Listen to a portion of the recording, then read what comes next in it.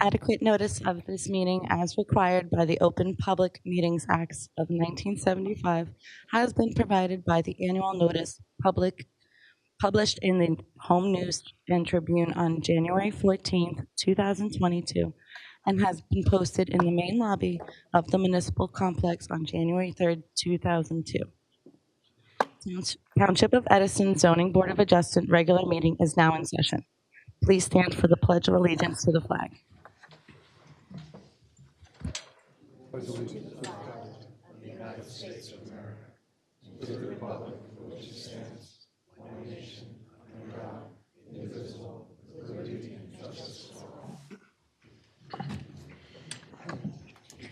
Roll call. Mr. Ayotte? Here. Mrs. Shaw? Here. Mr. Bignell? Here. Mr. Carley? Mr. Chabra? Here. Mr. Soretto? Here. Ms. Hernandez Prince? Here. Mr. Patel? Here. Mr. Barone? Here. Mr. Dave? Here. Mr. Sadaha? Here. Vice Chair O'Gorman? Here. And Mr. Kamba? Here. Now I'll call for a motion for chairperson. I would like to make a motion to nominate Michael Combo to be chairperson. I second that motion. Roll call. Mr. Barone? Yes. Mr. Patel? Yes. Mr. Dave? Yes. Mr. Chabra? Yes. Mr. Sadaha? Yes. Kamba? Yes. And Mr. O'Gorman? Yes. Thank you. Thank you so much. I want to thank my colleagues on the board for the faith that they have shown to me to lead our board for this year as chairman. I'd like to first welcome our two new board members, Angela Hernandez Prince and our new first alternate, Kyle Cerrito. Welcome to the board. Congratulations. I'd also like to congratulate Mr. Sadata on his reappointment, as well as congratulate Mr. Jayesh Patel on being appointed to a full board seat. I'd be remiss if I didn't recognize and thank our two former board members, Peter Skibar and Rosemary Federick, for their years of service to the board. You both will be missed. Personally, I'd like to thank them both for their leadership and guidance to the time that we served together on the board. I'd also like to thank our board professionals and our zoning staff for all they do on behalf of the board and the township. Look forward to the opportunity to a great year working together for our township, and thank you very much. Now the chair will entertain a motion for vice chairman of the board.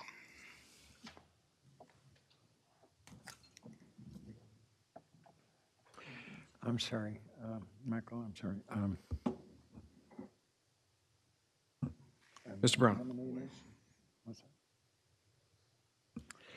I'm sorry. I make a motion to nominate Mr. Dan O'Gorman for vice chair. I second. Roll call, please. Mr. Dave? Yes on the motion. Mr. Barone? Yes on the motion. Mr. Patel? Yes on the motion. Mr. Sadaha? Yes on the motion. Ms. Hernandez Prince? Yes on the motion. Mr. Kamba? Yes on the motion. And Mr. O'Gorman? Yes. Congratulations, Mr. O'Gorman. Vice Thank Chairman you. O'Gorman, if you'd like to say something. No, I don't have anything written, but thank you very much, and I look forward to continuing on the board. Thank you. Excellent. Congratulations, Vice Chairman. Right now, we will entertain a motion naming Rachel Ruggiero as Secretary of the Zoning Board of Adjustment. You need to make a motion. I make a motion to for Rachel for Secretary of. Second. Roll call, please. Mr. Dave? Yes, please. Mr. Barone? Yes on the motion. Mr. Patel? Yes on the motion. Ms. Hernandez Prince? Yes on the motion. Mr. Sadaha? Yes on the motion. Mr. O'Gorman? Yes on the motion. And Chairman Kamba? Yes on the motion. Rachel, congratulations. You have very big shoes to fill of the woman next to you. Cassandra, we appreciate all that you've done for us over the years. One of the best zoning board chair in the state, in my opinion. We appreciate all you've done for us, and we'll miss you. But we know Rachel. She'll keep us in line, and we appreciate that. Thank you, and congratulations to Rachel. Thank you. Now, I would need a motion to nominate Bhavini Shah as attorney to the zoning board for 2023. Motion to nominate Bhavini Shah as a attorney for the Edison zoning board. I'll second. Roll call, please. Mr. Dave, Yes, please. Mr. Barone, Yes on the motion. Mr. Patel, Yes on the motion. Ms. Hernandez Prince, Yes on the motion. Mr. Sadaha, Yes on the motion. Vice Chair O'Gorman, Yes on the motion. Chair Kamba. Yes on the motion. Moving right along, a nomination for Bignell Planning Consultants as professional planner to the board. I'd like to make a motion that, for Bignell Planning Consultants to be the planners for the board. Second. Roll call, please. Mr. Dave, Yes on the motion. Mr. Barone, Yes. Mr. Patel, Yes. Ms. Hernandez Prince, Yes. Mr. Sadaha, Yes. Vice O'Gorman, Yes. and Vice Kamba. Yes on the motion. Mr. Kamba, if I may, I just want to say Happy New Year to the board members, and I look forward to working with each and every one of you over the next year. Thank you very much, Enjoy. Mr. Bignell. Thank you.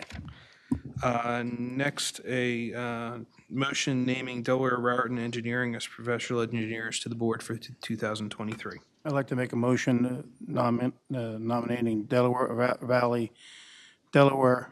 Raritan Engineering as professional engineers to the board. Second. Motion made and seconded. Roll call, please. Mr. Dave, Yes on the motion. Mr. Barone, Yes. Mr. Patel, Yes. Ms. Hernandez Prince, Yes. Mr. Sadaha, Yes. Vice O'Gorman, Yes. and Chair Kamba. Yes on the motion. And next, I will ask for a motion for allowing the Technical Review Committee to act as the waiver board for completeness for the Zoning Board of Adjustment. So moved. Second that motion. All in favor signify by saying aye. Aye. Opposed, nay. The ayes have it. All right. I think we're good. First case on the agenda, Rachel? Case number 59-2018, The Plaza at Lightbridge, 8 Moisey Place, carried from November 29th. Section 37-22.1, 37-63.1, preliminary and final site plan approval being sought along with use and bulk variances to demolish and reconstruct the pre-existing non-conforming three-family home. Multifamily homes are not a permitted use in this zone. Rear yard setback required is 40 feet, proposed is 21 feet. Gross floor area required is 1,500 square feet, proposed is 1,440 square feet. Max FAR permitted is 30%, proposed is 59%. Number of stories permitted is 2, proposed is 3. Max height permitted is 30 feet, proposed is 34 feet 10 inches. Affected property is located in the LB zone, designated as block number 430, lot numbers 15.01 on the Edison tax map. All paperwork is in order. Good evening, Mr. Sachs. Mr. Sachs, before you jump in, I forgot to read the intro. So if you just indulge me for a second, you can take a sip of water, and then I'll turn it off to you in a second. Thank you so much. Good evening, ladies and gentlemen. This is a regular meeting of the Township of Edison Zoning Board of Adjustment. This board is composed of Edison Township residents appointed by our municipal council who volunteer their time and service to the board. Municipal land use law requires that members successfully complete a land use training course administered by the New Jersey Department of Community Affairs. This board also holds in-house training conducted by our board professionals. The zoning board abides by the provisions of the municipal land use law in addition to our board's bylaws. The zoning board is a quasi-judicial land use board, which differs from the township planning board. Under the municipal land use law, board members are required to be impartial and are not allowed to discuss any case prior to its consideration before the board at a hearing. All applicants will have the opportunity to present their case before the board, with the opportunity for board members and board professionals to question the applicant and their witnesses. At the conclusion of the applicant's presentation of their case, the case will be opened up to the public. Residents within 200 feet of the subject property will be heard, followed by residents from outside of 200 feet. All residents will be sworn in, will provide their name and address, and they will be given 6 minutes to comment on the application being considered without the opportunity for rebuttal. Residents may ask questions of the applicant's professionals, and board professionals. The board requests that these questions are asked prior to any comments being made on the application. Once commentary begins, the resident's timer will begin. The applicant would be allowed for the opportunity for cross-examination. Under the law, the chair is allowed to stop any comment that is repetitive or is an attempt to filibuster the board. Further, the chair is allowed to stop any commentary that is irrelevant to the case or prohibited from the board's consideration. Once the public portion is closed, all public comment is ended unless new testimony is presented by the applicant. Following the closure of the public portion, the applicant will have the right of summation on their application. Following summation, the case will go to the board for a decision. This procedure has been followed by the board and is similar to the procedures followed by boards of adjustments across New Jersey. Municipal land use law requires the board to engage in a balancing act and is not required to strictly apply township ordinances, the zoning plan, or master plan. As a board of adjustment, variances are granted when appropriately necessary following all legal considerations. As has been in the case of prior boards, this board will see where we are with their session around 10:30 p.m. I ask that all applicants, professionals, and residents show respect to each other and be civil throughout all proceedings. I ask that you withhold any applause, booing, or interrupting of anyone while they are speaking. Thank you very much. Mr. Sachs, you have the floor. Yes, thank you, Mr. Chairman. Good evening, everyone. Lawrence Sachs on behalf of the applicant, the plaza at Lightbridge, which is 8 Moisey Place in Edison, New Jersey. We were here for 2 prior hearings. I guess the first hearing was back in July of 2022, and most recently in September of 2022. And at that September of 2022 hearing, we presented some additional testimony to supplement some of the testimony that you heard in July. Back in July, I believe you heard from our engineer, Mr. Noah Young. You also heard from a professional planner, Mr. John Leoncavallo. You also heard from Mr. Raymond Caselli, who was an architect. Between the time of the July hearing and the September hearing, the applicant had some concerns about the calculations on the floor area ratio and how we actually came to the floor area ratio that was contained in the architect's plans. And the board may recall that in the September meeting, Mr. Caselli, who is the licensed architect, rectified the FAR. Apparently, his calculations were not based on what your ordinance actually permits. And even though the application originally provided for a 0.59 floor area ratio, based on your ordinance and based upon his recalculations, that was reduced to 0.435. Notwithstanding, we still need an FAR variance because the FAR in this LB zone is 0.30. In addition, at the September 22 meeting, we had an additional planner, Mr. John McDonough, who gave very extensive planning testimony to supplement Mr. Leoncavallo's testimony. Let me just take this off of here rather than me leaning over. But he gave all the necessary proofs to support the D variances that we require here, specifically the D1 use variance, the D4 floor area ratio, the D6 height variance, and the several bulk variances that we required.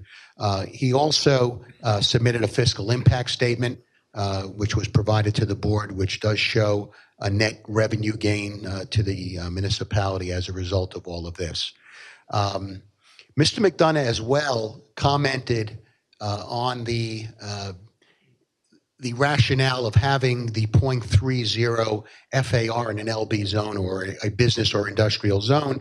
And I believe his commentary and his testimony was that's pretty common to have that low of an FAR because you're looking to encourage larger parking areas when you have some of these shopping centers or industrial sites that are improved, but that the 0.435 FAR, which Mr. Caselli then testified to or testified to prior at that September meeting, was more consistent with the FAR ratios that you have in other residential zones.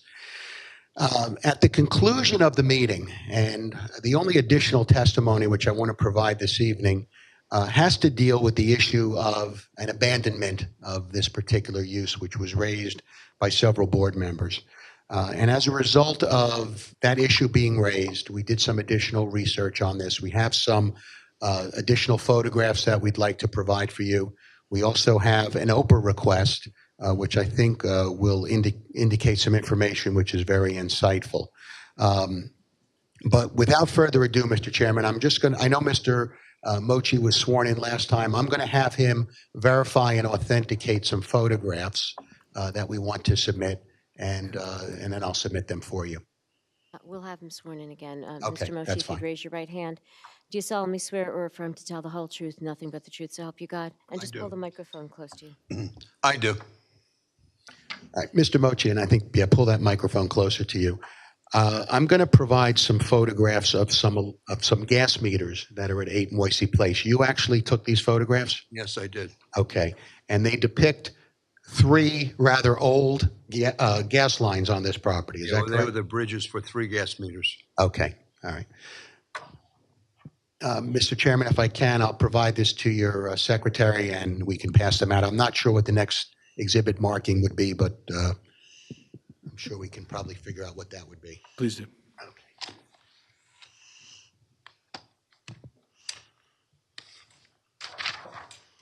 Sachs, how many copies are there? 15 copies.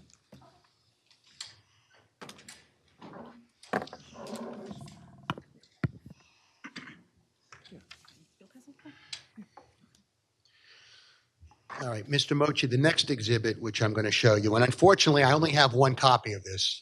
I just neglected to make 15 copies, but we can pass it along. And what does that depict? It depicts 3 meter housings that are in the basement of the building that house 3 separate meters, 1 for each apartment. And that's the electrical meters? Yes, it is. Okay. And by the way, the age on these is rather old. Is that correct? Yes, sir. Okay. All right. Again, I'll pass this out as an additional exhibit. Mr. Sachs, the first exhibit just presented is going to be marked as A4, and this next one will be A5.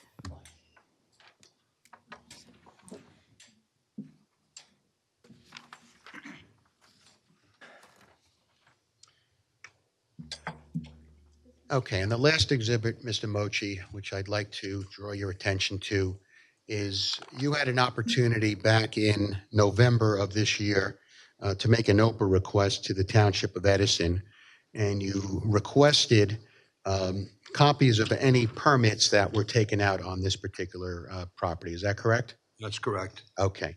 All right, and I point your attention to the last permit, which is an interior demolition permit for this property? That's correct. All right, and it indicates on here that that was listed as a legal 3-family That's correct. in highlight? Okay. And again, this was for 8 Moisey Place? That's correct. All right, and that permit was taken out in January of 2017? Yes, it was. Okay.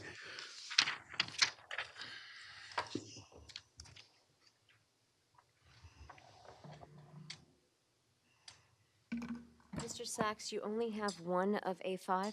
I only have 1 of A5. Yeah, please. And then I do when have 15 everyone's- copies of everything else. when that one's done, if you could all just pass it back to me, I'd appreciate it.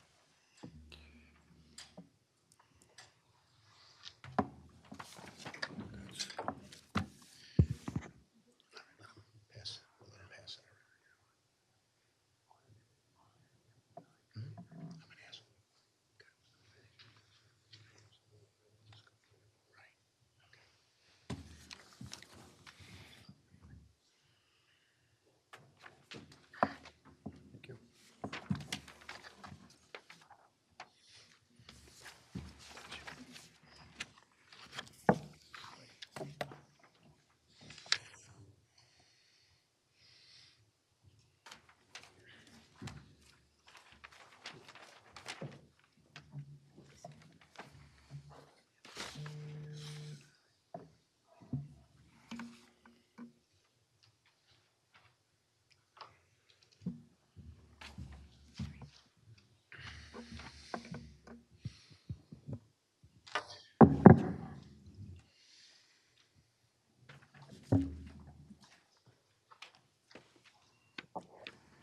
Mr. Mochi, while the board, I know, is reviewing these three exhibits that we passed out, so you did not own this property back in January of 2017 when this permit was taken out, is that correct?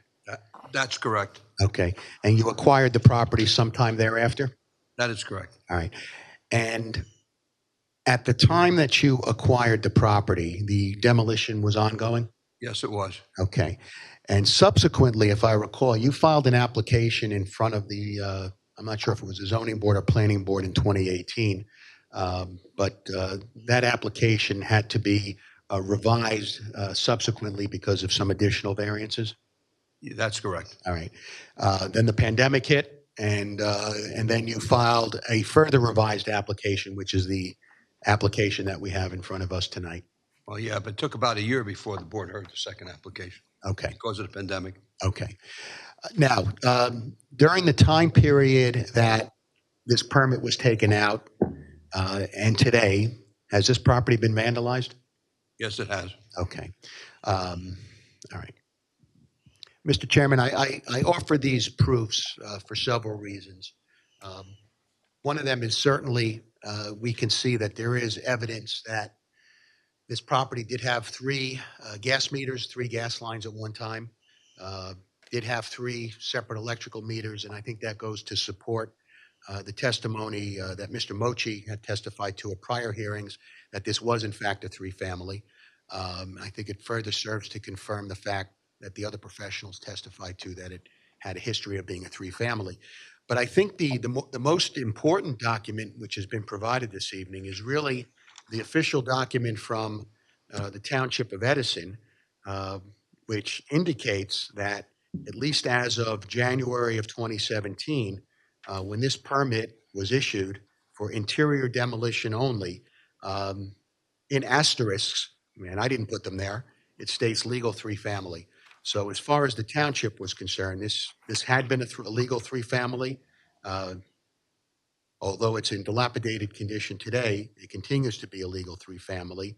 And we have not undertaken any action to abandon that particular use of this property. So I just wanted to address that particular issue regarding the abandonment. I don't have any further testimony at this particular point, Mr. Chairman. I would like an opportunity for summation before the board votes.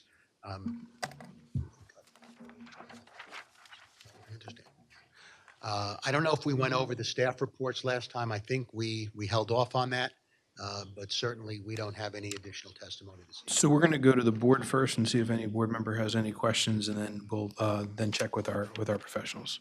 Any member of the board have any questions for Mr. Mochi? Mr. Dave? Mr. Chair, the last time we asked them to produce when was the last use of three-family, the property was used as three-family house. We asked for the PSE&G gas and electric bills in last 18 months. I mean, if the ordinance reads, what's the ordinance reads? I will ask Mr. What the ordinance reads. If the property's been, how long has the property been abandoned? Yeah. Well, I would object to the term abandonment. I mean, when was the last time the property was occupied? It has not been occupied for quite some time, but How long? Probably for a few years at this particular point. However, I'm not sure that goes to the issue of abandonment, particularly where, and I'm not going to make the argument here, but certainly I think with proof now that an interior demolition permit had been issued by the Township of Edison back in 2017. As Mr. Mochi testified this evening, when he purchased the property, the demolition work was ongoing. Some of it was continued, and then an application was submitted very shortly after that, I think in 2018. So I don't think it rises to the level of abandonment. To answer your question, there is no PSE&G service at this particular point because the place has been gutted out. There's no electrical service either. If you have a non-conforming use that's not being put to use for 6 consecutive months, then it loses its non-conforming status. So it's been unoccupied, no one's been living in it, it's no longer a three-family. Well, that's the abandonment. Mr. Ayotte, I understand what you're saying. However, I wanted to address the issue of abandonment that you raised, but more importantly, and I think I mentioned at the last hearing, I'm still seeking a D1 use variance here. Yes. All right. So, so we're still seeking that D1 use variance, and those are the proofs that Mr. McDonough testified to.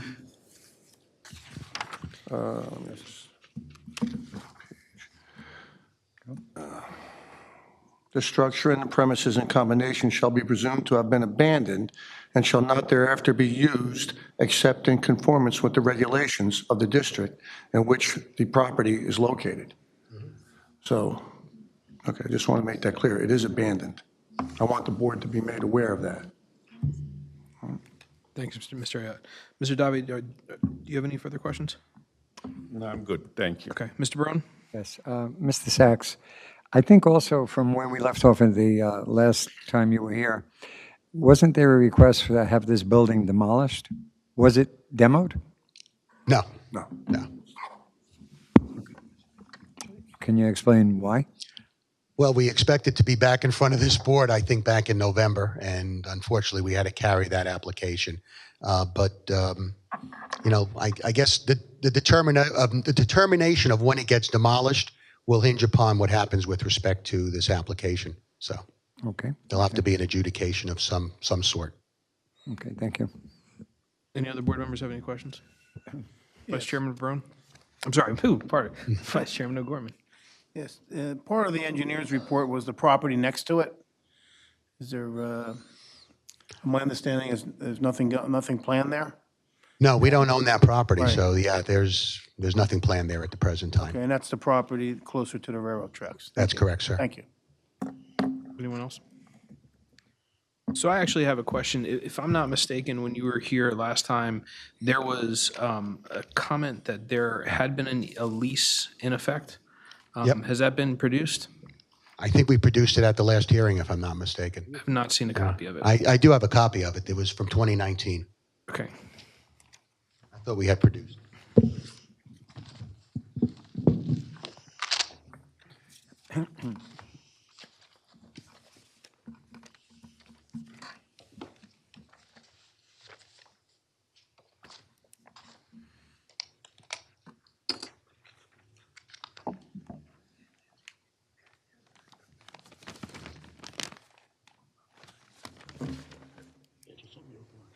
Mr. Chairman? Mr. Bignell. Yeah, I may have passed the wrong information to Mr. O'Gorman before on the adjacent property. There might be an approval. We're looking at up right now. That would work. Yeah, number 12, Moisey Place, Moisey Place, got an approval in early 2022 for a contractor's office. I think that went through the planning board. Yeah. Thank you. Thank you, Mr. Carley.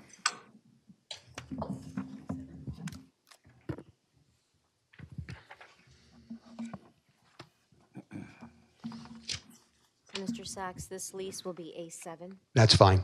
And just so the board is aware, this is a lease which was executed back on March of 2021. It's for a de minimis amount because the individual expected us to get an approval at some point, but yeah, and he was going to remodel the property, but obviously did not come to further fruition. So we're not collecting any rent at the present time.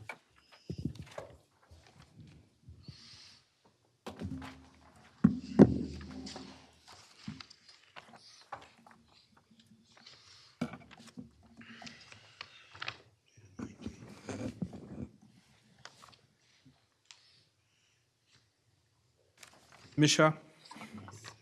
Ms. Shaw, just from reviewing the cover page of this lease, it is showing that it is a 24-month lease commencing on April 1st, 2021, ending March 31st, 2023. It is signed. Is this lease, even though they're not collecting rent on it, is this lease in effect? And can the board consider any change at this point? Actually, Mr. Chairman, the lease commenced on April 1st of 2019. This was the renewal of that lease.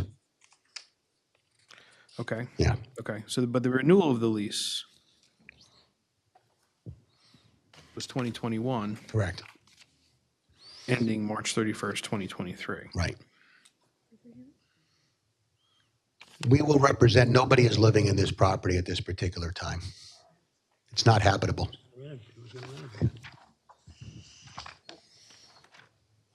Are rents being collected?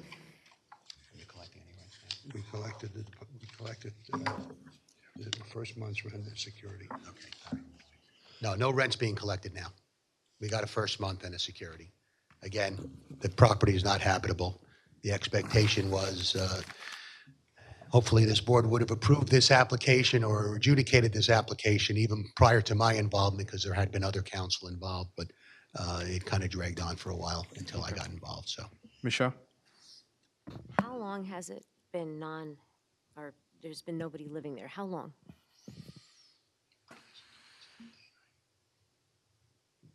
Yeah.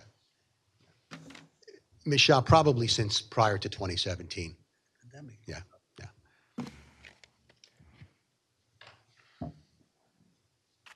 So this lease was not then in effect? It was No. It was never in effect. It was just a lease, but not. Correct. Not ever. No rent was collected. Nobody habited the property. We collected first month's rent and a security, and unfortunately, because of the condition of the property, nobody could live in that particular property. Again, I don't want to beat the abandonment issue to a dead horse, but I think the important thing that the board needs to recognize is that when my client acquired this property back in 2017, this municipality issued a demolition permit for interior remodeling of this property, which was then continued by my client. And again, this township indicated on its permit sheet that it's a legal 3-family. Whether that use has been abandoned, so be it. That might have to be a decision that this board has to make. But again, I don't think that's the critical issue, and I'm sure Ms. Shah will instruct you, but that's not the relief I'm seeking this evening. The only reason that I introduced those 2 photographs and your the Oprah request was just to address the issue of abandonment. So even though I understand what your ordinance says in Edison with respect to the 6 months, I also know what the case law says, and you may have to put that into comparison to figure out whether or not there's an abandonment. But more significantly, the applicant is seeking a D1 use variance, all right, for this particular property. We're seeking a D4, we're seeking a D6. I'll touch on all the highlights when you give me an opportunity to sum up. Sir? I have a question regarding the permit. Was this permit closed out? No. Okay, so there was no one living since 2017. What was the reason for renewal of the lease if no one ever lived there? Again, the gentleman who signed the lease was hoping to remodel this particular apartment, this particular house, the 3 units in this house, but obviously could not do so until an approval was granted by this board. That original date was 2019. Then in 2021, he renewed it for additional 2 years. Okay, without living in it. Thank you, Mr. Chhabra. Anyone else? Mr. Sachs, just clarification. The current owner did not own it in 2017? Not when the demolition permit, or not when the remodeling permit was issued. What about at the time of the lease? At the time of the lease, yes. Okay, thank you. Any other board member? Vice Chairman O'Gorman? How many bedrooms per unit? I think that testimony was provided at the last hearing or at earlier hearings, but hold on, I will get that for you. I don't believe it was, because I remember that actually triggered Mr. Ayotte bringing up the unsafe structure issue. You're talking about what's being proposed or what was in there before? What's there now? What's there now? Okay. It's 2 2-bedrooms and a 1. 2 2-bedrooms and a 1-bedroom. Okay.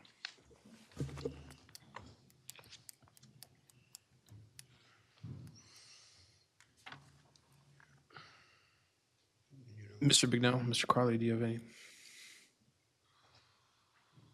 Mr. Chair, the applicant was going to go through our report. Maybe that's a good time to do that. Yes, now. please. I just was directed to page 3 of my report dated July 16th, and it's the second, the second thing. It's a planning review. Item 10, if you could go through those, that'd be good. Yep. Certainly, Mr. Bignell. All right, so paragraph 10, 10A, document approval or exemption from any agencies having jurisdiction. I don't believe there's going to be any outside agencies. I know we provided freehold soil approval at one of the earlier meetings. Who owns lot 18 and 19? Well, we don't own that, but obviously I've heard that there may be some development on that project in the future. Paragraph C, the street must be improved to municipal standards along the frontage of the property. I think we've already agreed to do that. Okay. Let's see, D, applicant should reduce the size of the building as to reduce the proposed FAR. I think we indicated that that's really not feasible based on the parking area that's being proposed, and it's just not something that can be done. E, all stucco and EFIS shall be removed from the building facade. That's not a problem. The siding material should be labeled. That's certainly not a problem. I think we testified that hardy plank will be provided. Let's see, the facade sign shall be removed from the front facade. I think we agreed maybe at the last hearing that we don't need facade signage, so that's fine. G, aerial imagery of the site shows heavy tree coverage. However, the demolition plan only shows removal of 2 rear trees. I think we indicated at the last hearing that we're removing 6 trees. Going on to page 4H, the applicant shall show on the site plan all utility meters to be located inside the building and not on the building facade. All site transformers or hot boxes shall be screened from public view. I think we agreed to do that. I, the calculations for trees less than 16 inches in caliber should be more clearly shown on the plan. We'll comply with that. Pipeline buffering information must be submitted. I think we did provide a letter from the pipeline company, but certainly we'll show that on the plan. We provided a fiscal impact report and a traffic impact study. I mean, I think this is a de minimis traffic impact. More importantly, we are going to provide on-site parking, off-street parking, which is not the case now. So I don't think there's anything else, Mr. Bignell, we need to address. That's good, Mr. Chairman. Mr. Bignell, you're satisfied? Thank you very much. Sachs? Yeah, and I think we have Mr. Carley's report as well from July 22nd. And let me just see if there's, I think we can comply with everything, Mr. Carley. I think you had a comment about parking spaces in the front yard. That's the only place really conceivably where we could put them. If we put it in the back, we'd probably be more intrusive to the neighborhood. Let's see, electrical vehicles, charging stations. I'm just wondering under the statute with the number of spaces provided, do we have to provide one?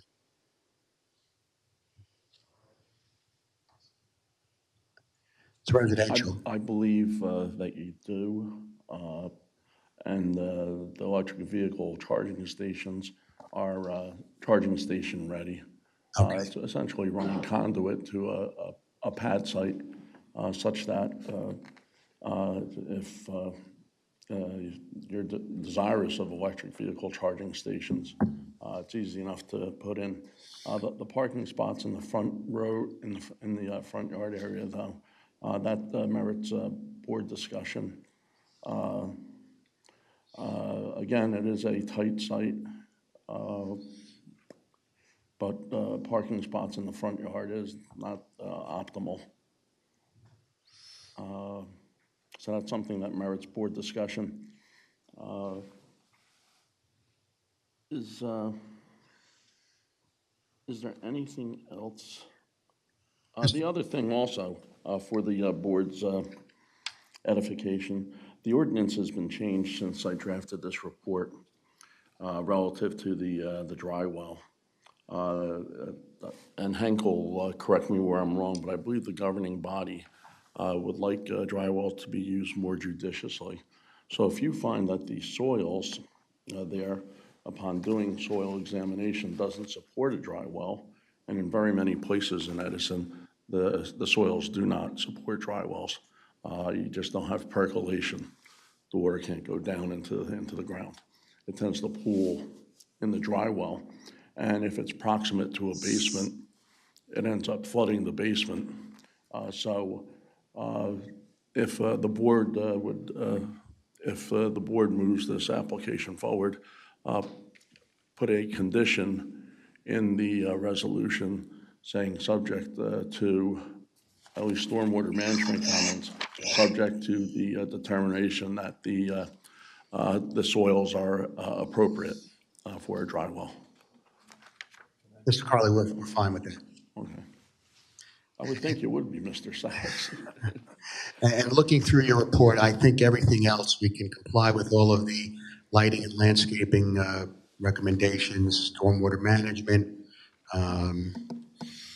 let's see, sanitary waste disposal, water supply, other utilities, that's not an issue.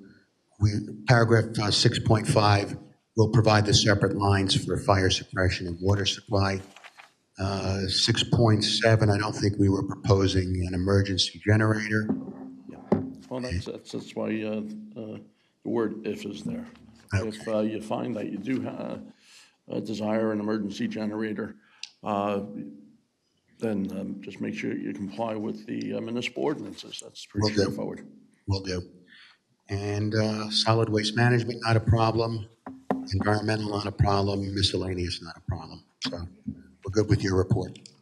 All right. Thank you, Mr. Chair. Thank you, Mr. Carly. You're satisfied? Yeah. You're happy, I'm happy. As happy as I'm ever going to get in this life. That's always a good thing. Vice Chairman O'Gorman. Yes, what was the garbage disposal? What was going to be the means and methods for that? My recollection, I think at the last hearing, is it was going to be private, picked up privately. Mr. Mucci does obviously own the shopping center across the street, so he'll be able to make arrangements to have that trash retrieved as well. Was there a time on that? I'm sorry, what time of day would it would be?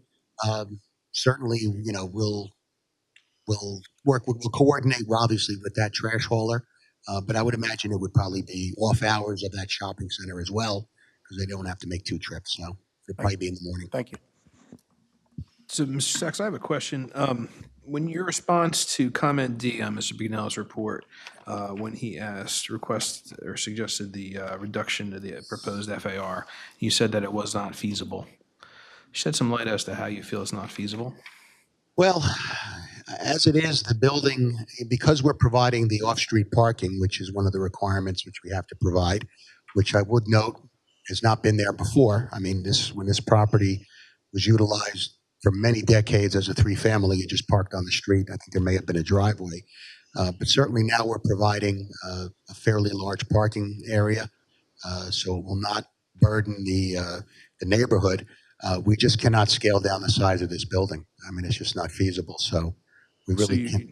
So you're saying it's financially not feasible? I didn't say it's financially. If you want me to eliminate the parking area, certainly I could do that, but I need a parking lot. So. I wanted you to add some flavor as to how your definition of feasible, as to what category of feasible we're looking at. Well, it's not feasible based on the fact that I need to provide all the other infrastructure improvements to this property. And yes, it does not become an economically viable project unless it's approved as a three-family. If the board were to approve and it was a three-family and they were reduced to single-bedroom units, would that be something that the applicant would agree to? We would, actually, my chairman did indicate that he would. Your chairman? I mean, my client, Mr. Chairman, indicated that he would. I get confused. It's a new title. I say, Mr. Mucci, go ahead, please, sir. No, not yet. So yes, we would consider that. Okay. All right. Does the board have any questions? So, Go ahead, Mike. Dave. Mr. Dave. Last time we talked about they reduced the permitted number of stories at 2 versus what they are seeking for 3. To bring the FAR down, if they go for 2-story, the FAR number certainly can come down. I'll comment on that as well. Again, that then it no longer becomes a three-family structure. We're not occupying the basement. Certainly, under the old iteration of this house, the basement was a residential dwelling unit. Obviously, we don't want to do that for fire code issues, so we need to go 3 stories. I think at the last hearing, Mr. McDonough testified that essentially, although we are seeking a D6 use variance because of the height, we're only exceeding the height requirement by 1 foot because under a bulk variance, we're allowed to go 10% in excess of what the maximum height is, maximum height being 30 feet in the zone. We could go up to 33 feet, just seeking a C variance, but obviously because we need that additional foot, we're seeking a D6 variance. But I think more significantly, and I think Mr. McDonough testified to this as well, in other single-family zones. Now, granted, we're not in a single-family zone. We're sort of the outlier. We're like the only residential property in this LB zone. We're completely surrounded by a shopping center, office buildings, and a daycare center. Yes, your LB zone has a height limitation of 30 feet, but all of your other residential zones in Edison permit a height of 35 feet, and we're below that. So this building, if it is approved and is constructed, will be 1 foot less than what your maximum height requirement would be in a residential zone, and we're talking about a residential use. So, Mr. Dave, to answer your question, no, we can't go 2 floors. We have to go 3 in order to get the 3 units. It's just not feasible to put an apartment in a basement. I don't think Mr. Ayat would be comfortable with that. You see him shaking his head. So that's why we've got to go 3 stories and 34 feet. Any, Ms. Dave, do you have any further questions? Yeah, Mr. Sachs, one last question, just for clarification for me. Existing, you have 2 bedrooms and 1 one-bedroom. And I think, I heard Chair request or ask if your client would accept 3 one-bedroom units? You requested and I agreed to it. And you agreed. Okay, just wanted to make sure. Thank you. Thank you. Any other board member have any questions prior to going out to the public? Vice Chairman? Yes. Part of the engineer's report about the parking in the front, can you address that? You know what? Unfortunately, my engineer is not here this evening, but I think we addressed it at the last hearing because I know I asked that question. I just think Mr. Young's testimony at that particular time was based on grading back there, based on the existence of a retaining wall. It just would not be something that's feasible for even from an engineering standpoint. More importantly, I think there are some residential properties further along. Is it Inman? I'm going to talk about that. I think on Inman, there may be some residential properties that we would be impacting if we were to put our parking in the rear yard. Whereas on Moisey Place, all of the parking lots are in the front yard for all of those properties all of those commercial properties. The daycare center has parking in the front. Obviously, Mr. Mochi's Plaza has parking in the front. The bank has parking in the front. The office building, which fronts on Inman, also has parking in the front. So, quite frankly, we're going to be totally consistent with everything that's over there. I mean, if you recall from the last hearing, and I think Mr. McDonough provided even some drone photography, we are the only residential lot in this particular area. That's it. We are the outlier. And all we're seeking to do, Mr. Chairman, members of the board, is to reinstate the use that had been there for decades, albeit with off-street parking, with a brand spanking new building, with the elimination of a dilapidated, unsafe structure, which I know the town wants to be demolished. That's essentially my position. Okay. Any other board members?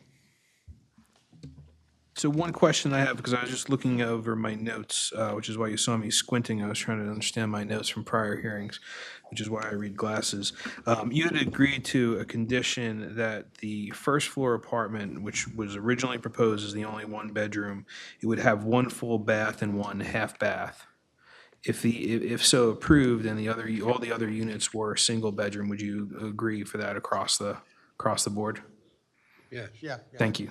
That's acceptable. And then another condition that we had was that only bedroom spaces would be habitable as a bedroom. So the den proposed would not be used as a bedroom. There'd be no closet space or anything like that. That's correct, Mr. You would Chair. agree with that? Okay, thank Your you. notes are good, because I remember that from the last meeting. So you looked at it in my good eye. Okay, thank you. Any other board members? So that's one bedroom? Is that, and how many baths? So it would be 1.5 bath per unit. Mr. Sadata? No basement, right? Nope, No basement. no basement. No basement. All right. Okay, anyone else? Just for Mr. Brown, Is it go on your microphone. Let's hear you. one bedroom with one bath each, or one bedroom with 1.5 baths each? 1.5 baths. Each. Correct. They wouldn't all have to share one bathroom for the. Okay. Anybody else on the board? All right. Seeing none, we will now go out to the public.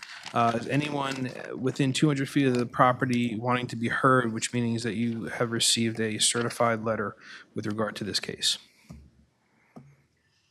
Seeing none, we will go outside of 200 feet of the property wanting to be heard. All right. Seeing none, I'll close the case and I'll go to the board.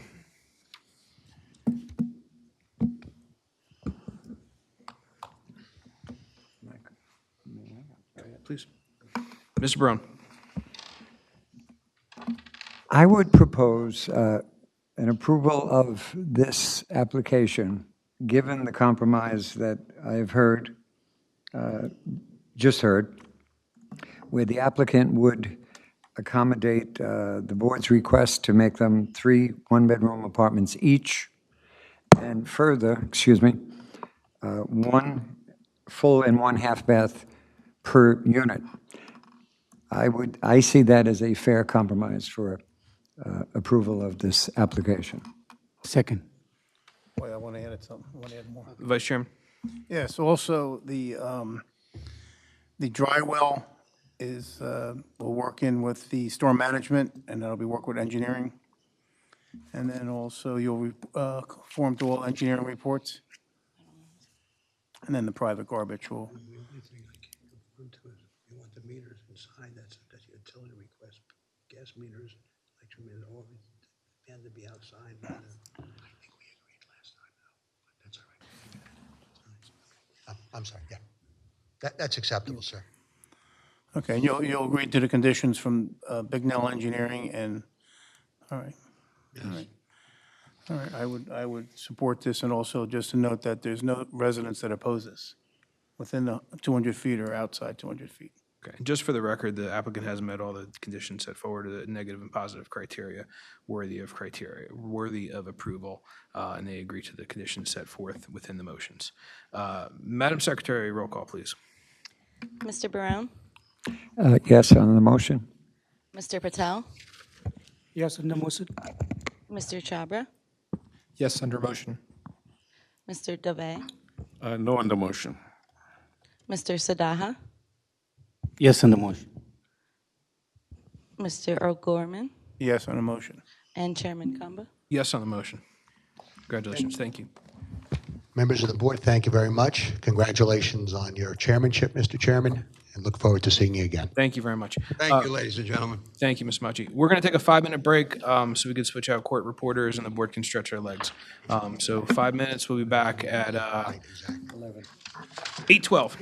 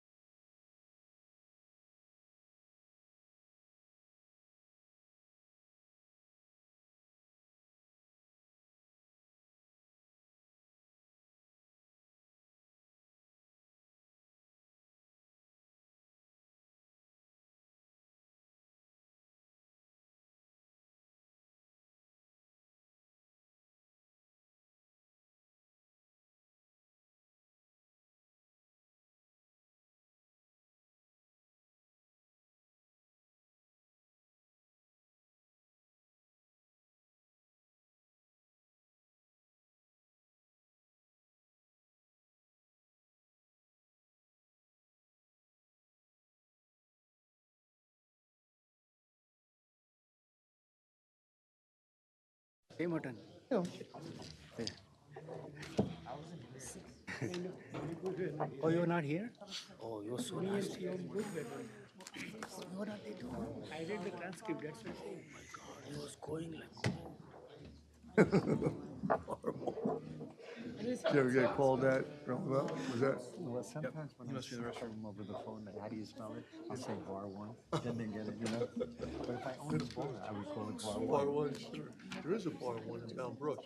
It's called bar one. Bar one? In Bound Brook, Yes. yeah. With the number Right one on or 28. Huh? O-N-A or one? Yeah, well, that's O-N-E on No, one. but it's, is it bar one, O-N-E? Yes. Not the number one, okay. Yes. No. No, it's.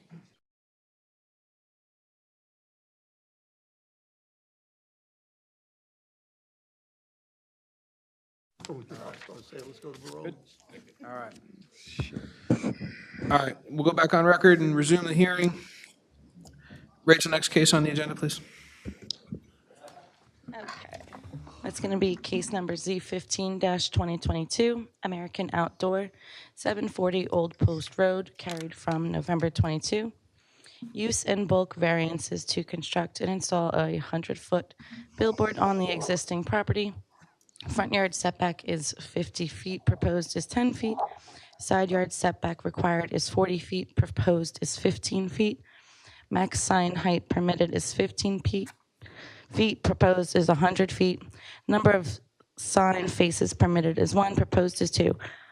Max sign area permitted is 250 square feet, proposed is 672 square feet. Affected property is located in the LI zone, designated as block number 266.01, lot number 29 on the Edison tax map. All paperwork is in order. Counsel. Good evening, Chairman. First, I wanted to congratulate you on being appointed as chairman, and your vice chair, your new members of your board, and all the consultants. As you may know, I sat in Bavini's chair for 16 years when Mr. Chimino was the chairman, and I know how hard of a job it was, and it's a challenge, and I wish you all the best. Thank you so much. I appreciate that. And for all the new board members, the planning board is much more boring. This is a really interesting board, and you learn a lot of stuff. Thank you for not scaring them off. I appreciate that as well. It's very challenging, but it's the best board to learn land use. My client is American Outdoor Advertising as the applicant, and we appeared here on September 20. To refresh the board's collective recollections, we appeared before the board on that date and presented the engineering testimony of Tiago Duarte and Justin Taylor, our traffic expert or engineer. On November 22, 2022, we came back to this board for a second hearing and presented the planning testimony of Mr. John McDonough. We are seeking, as a reminder, preliminary and final site plan approval together with a D6 height variance where 15 feet is allowed and 100 feet is sought in order to place a two-sided V-shaped LED digital billboard sign along the north side of the New Jersey Turnpike. The subject property is 6.4 acres in size and is situated in the township's industrial zone where billboard signs are permitted use. There are several one-story buildings that currently occupy the property. The applicant will be a ground tenant located on a small portion of the northeasterly section of the property. In addition to the D6 height variance, as Rachel had mentioned, the applicant is also seeking certain bulk variance relief, and the 250 square foot sign where 672 is sought for each side of the billboard, the minimum front yard setback, 50 feet required, 10 feet from the property line facing the turnpike. A minimum side yard setback where 40 feet is required and 15 feet is proposed. And the sign will be two-sided as opposed to your ordinance, which only allows one side. At the November 22 hearing, as you may recall, the board specifically asked that we revise the billboard exhibit marked as A4. Just a preliminary question, Ms. Shaw. We do have 7 voting members, correct, that have heard the case? That's my understanding. We do have 7 board members. Thank you so much. The board asked that we, at that time, superimpose the proposed billboard on Exhibit A4 from the vantage point of the nearby residential properties.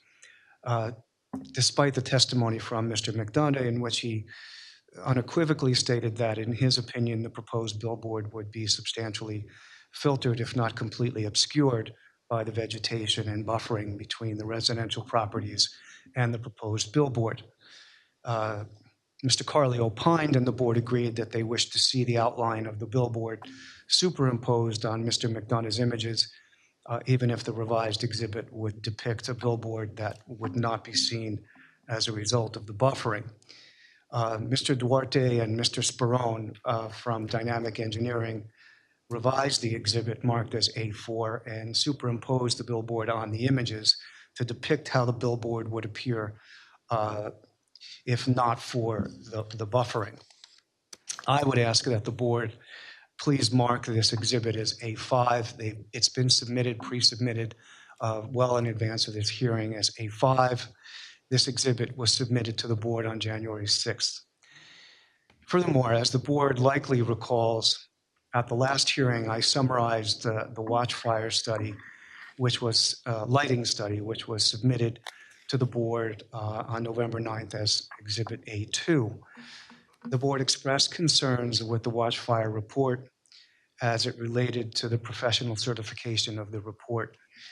Based upon the concerns raised by the board, I can advise the board this evening that the applicant has retained Dr. Craig Berniker, who is in attendance this evening to address the previously submitted watchfire report. Dr. Berniker should be able to provide the board with very important information on the light impact on the proposed billboard to the closest residential properties, a concern that was of the utmost importance to the board at the previous hearing. In addition to the watchfire report, Dr. Berniker appended the watchfire report and prepared his own lighting report for the proposed billboard that was also submitted well in advance of this hearing, and I would ask that his report be marked as A6. Please note that the report, as I said, was submitted, and I also wanted to hand out as A7 Dr. Berniker's curriculum vitae, which is 27 pages.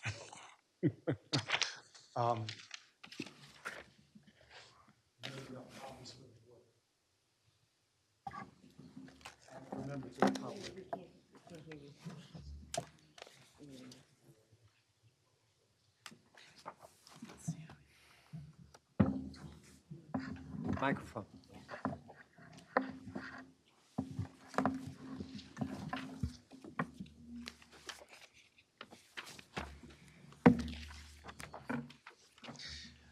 As you can tell, Dr. Berniker has a significant curriculum vitae, having written scores of articles on lighting. And by way of background, Dr. Berniker is a professor of lighting design and the director of lighting design program at the Parsons School of Design, New School. Dr. Berniker is the founder and director of the Lighting Education Institute, and he specializes in lighting fundamentals, a longstanding member of the board of directors of the Illuminating Engineer Society of North America, a United States representative and board member of the International Commission on Illumination, also called CIE, and a former member of the board of directors of the Lighting Research Institute. Dr. Berniker has published extensively in journals, including Lighting Design and Application, Lighting Research and Technology, and in the Journal of Illuminating Engineer Society.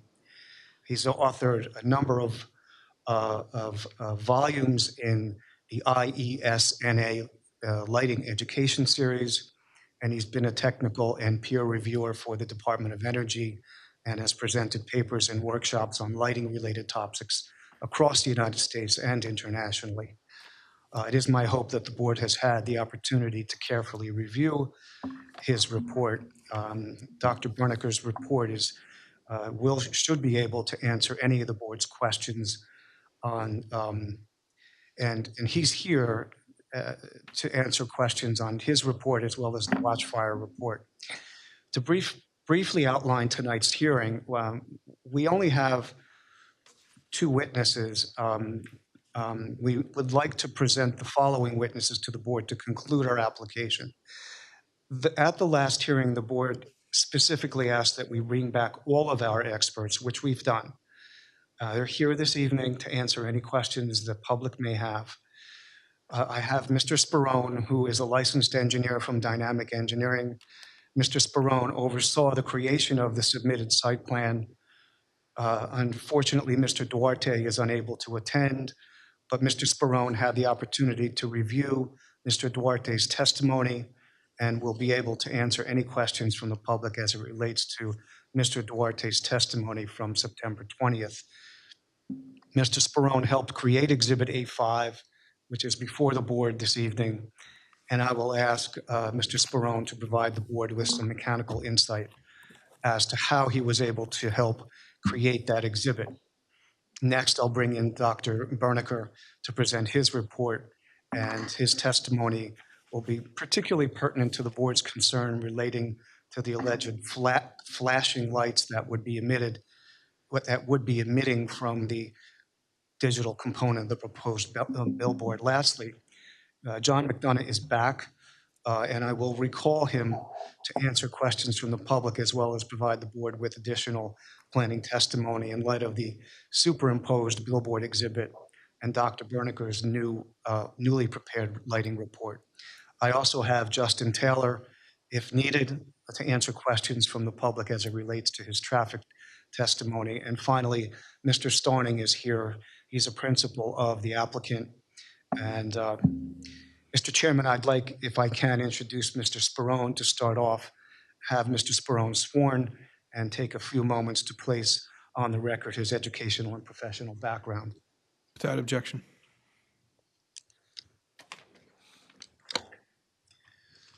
Good evening. Sperone, would you raise your right hand? Do you solemnly swear or affirm to tell the whole truth, nothing but the truth, so help you God? I do. And please state your full name for the record. Joseph Sperone, Sparone, director at Dynamic Engineering located in Chester, New Jersey. And Mr. Sperone, if you could please bring the microphone closer to you and then please present your qualifications. Yeah, I have a Bachelor of Science in Civil Engineering from Rutgers University. I've been working in the field of civil engineering on commercial and retail and residential projects for over 20 years now. Licensed professional engineer in the state of New Jersey as well as various other states, and been accepted as a field as an expert in the field of engineering in numerous municipalities throughout New Jersey. Mr. Chairman, I would respectfully request that his credentials as a civil engineer be accepted by the board. Without objection, you may proceed. Thank you, Mr. Chairman.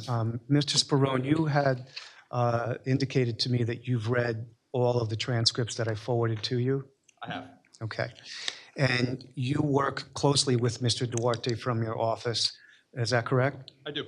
And you and Mr. Duarte took the opportunity to superimpose the proposed billboard drone shot exhibit prepared by Mr. McDonough and marked as Exhibit A4 and created a new Exhibit A5, is that correct? That is correct. And that was submitted to the board.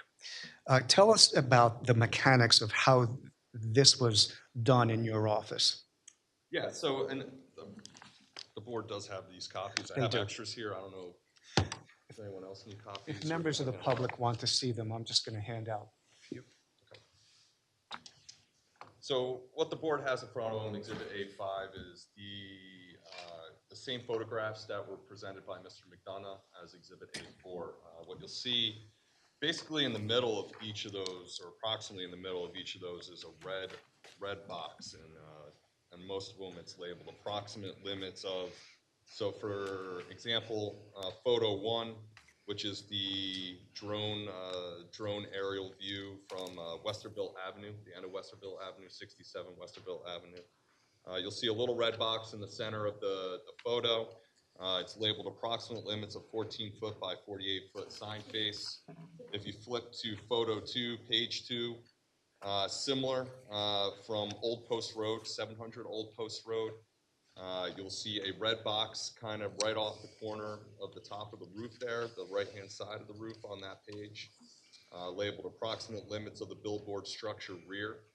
And then finally, photo 3, page 3 of that exhibit. Similarly, you have a red box in the middle, approximate limits of 14-foot by 48-foot sign face. So what those red boxes represent, it depicts the appearance of the proposed sign within the field of view from those various vantage points. In other words, the red box represents the portion of field of view the proposed sign would occupy if there was no screening. So again, it's not that that entire face will be visible. Again, there's trees the trees that you see there, that sign would actually be located behind those trees. So what we did is we said a sign, whether it be 900 feet away, like it is from Westerville Avenue, or 600 feet away, as it would be from Old Post Road, or a little less than 600 feet. I think it's like 550, 575 feet to Avenue C. If you were standing at that point and there was nothing in the way, no trees, no nothing, that's the area that sign, the proposed billboard sign would occupy in your field of view from that perspective. Would you agree that the way that you and Mr. Duarte depicted these red boxes is accurate in terms of height, size, vertical dimension, visual height, etc. From this is what, if all of those trees were gone, all of the buffering were gone, this is an actual accurate depiction. Oh, that's why I can't hear me. I don't know. It's on that. Is that a correct statement? That is correct, and the way we did that is we approximated the size, or the approximate space that sign would occupy in that field of view from that distance and that vantage point by measuring similar signs at similar distances at similar vantage points to be able to superimpose that area onto that photograph from that distance, from that vantage point. I have nothing further for Mr. Sperone. Thank you. I'm going to go to the board. I have a question to kick things off. On the second page of the exhibit, it appears, so it says approximate limits of the billboard structure rear. The depiction that you have is vertical. The sign would be horizontal. Are you saying that would be the superstructure, the support structure for it? Correct. So from that view, you're looking towards the turnpike from Old Post Road. Basically, you're looking down the access drive up to the self-storage facility. And at that point, you're not seeing the sign faces. You're actually seeing the open part of the V, I'll call it, of the sign face. So there's no sign to be seen. You're just seeing superstructure at that point. Okay. But wouldn't so if you've seen the open part of the V where the parts where they come out, would that not be seen, or would just be the structure, or would that be? At that point, you're seeing, so the V point is pointing towards the turnpike, so you're seeing the open side of the V. So no, the sign faces are facing the turnpike at that point. You're just seeing basically the back of the boards. Back of the structure. What's in between the boards. I got you. Okay. All right. Thank you. I'll go to the board. Anyone has any questions?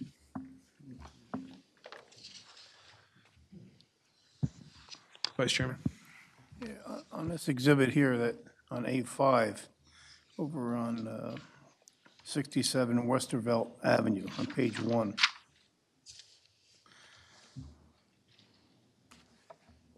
This here, they're showing the trees. As of now, today, there's no trees there. Well, I think you're saying there's trees there, but there's not foliage. There's no leaves, right.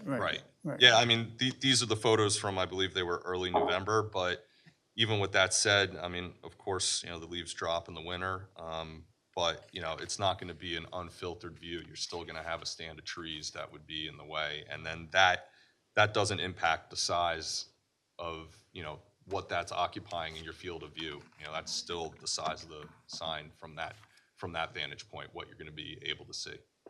Would it also be true that Mr. Berniker would be able to talk about the illumination from that and what would be visible, if anything? So I would defer to his testimony with respect to your question about the dropping of leaves and what you're going to actually see. Correct. So on this drawing here with this red box, that rectangle, you're saying that's the actual size that you'll see on the billboard? Yeah, it's a similar phenomenon to, you know, if you're directly adjacent to a building and you're right at the face of the building, you got to tilt your head back up, right, to see the top of the building. You know, as you pull away, that building starts to look smaller as you move further away. It's a similar situation here where you're 900 feet from the base of the billboard. So as you move further away, that sign face is going to look smaller and smaller and smaller because it's taking up a smaller portion of your field of view. All right, thank you. Anyone further with any questions? Ron, you good? Okay. Mr. Chhabra? You good? Okay. All right. Thank you, counsel. Thank you, Mr. Sperone. Thank you. I'd also now like to call up Dr. Berniker, if I may.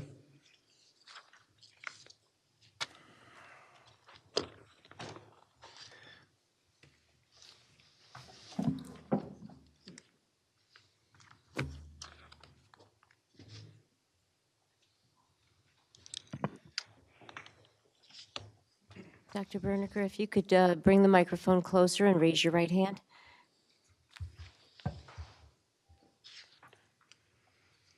It's on. It should be on. Okay. If you raise your right hand, do you solemnly swear or affirm to tell the whole truth, nothing but the truth, so help you God?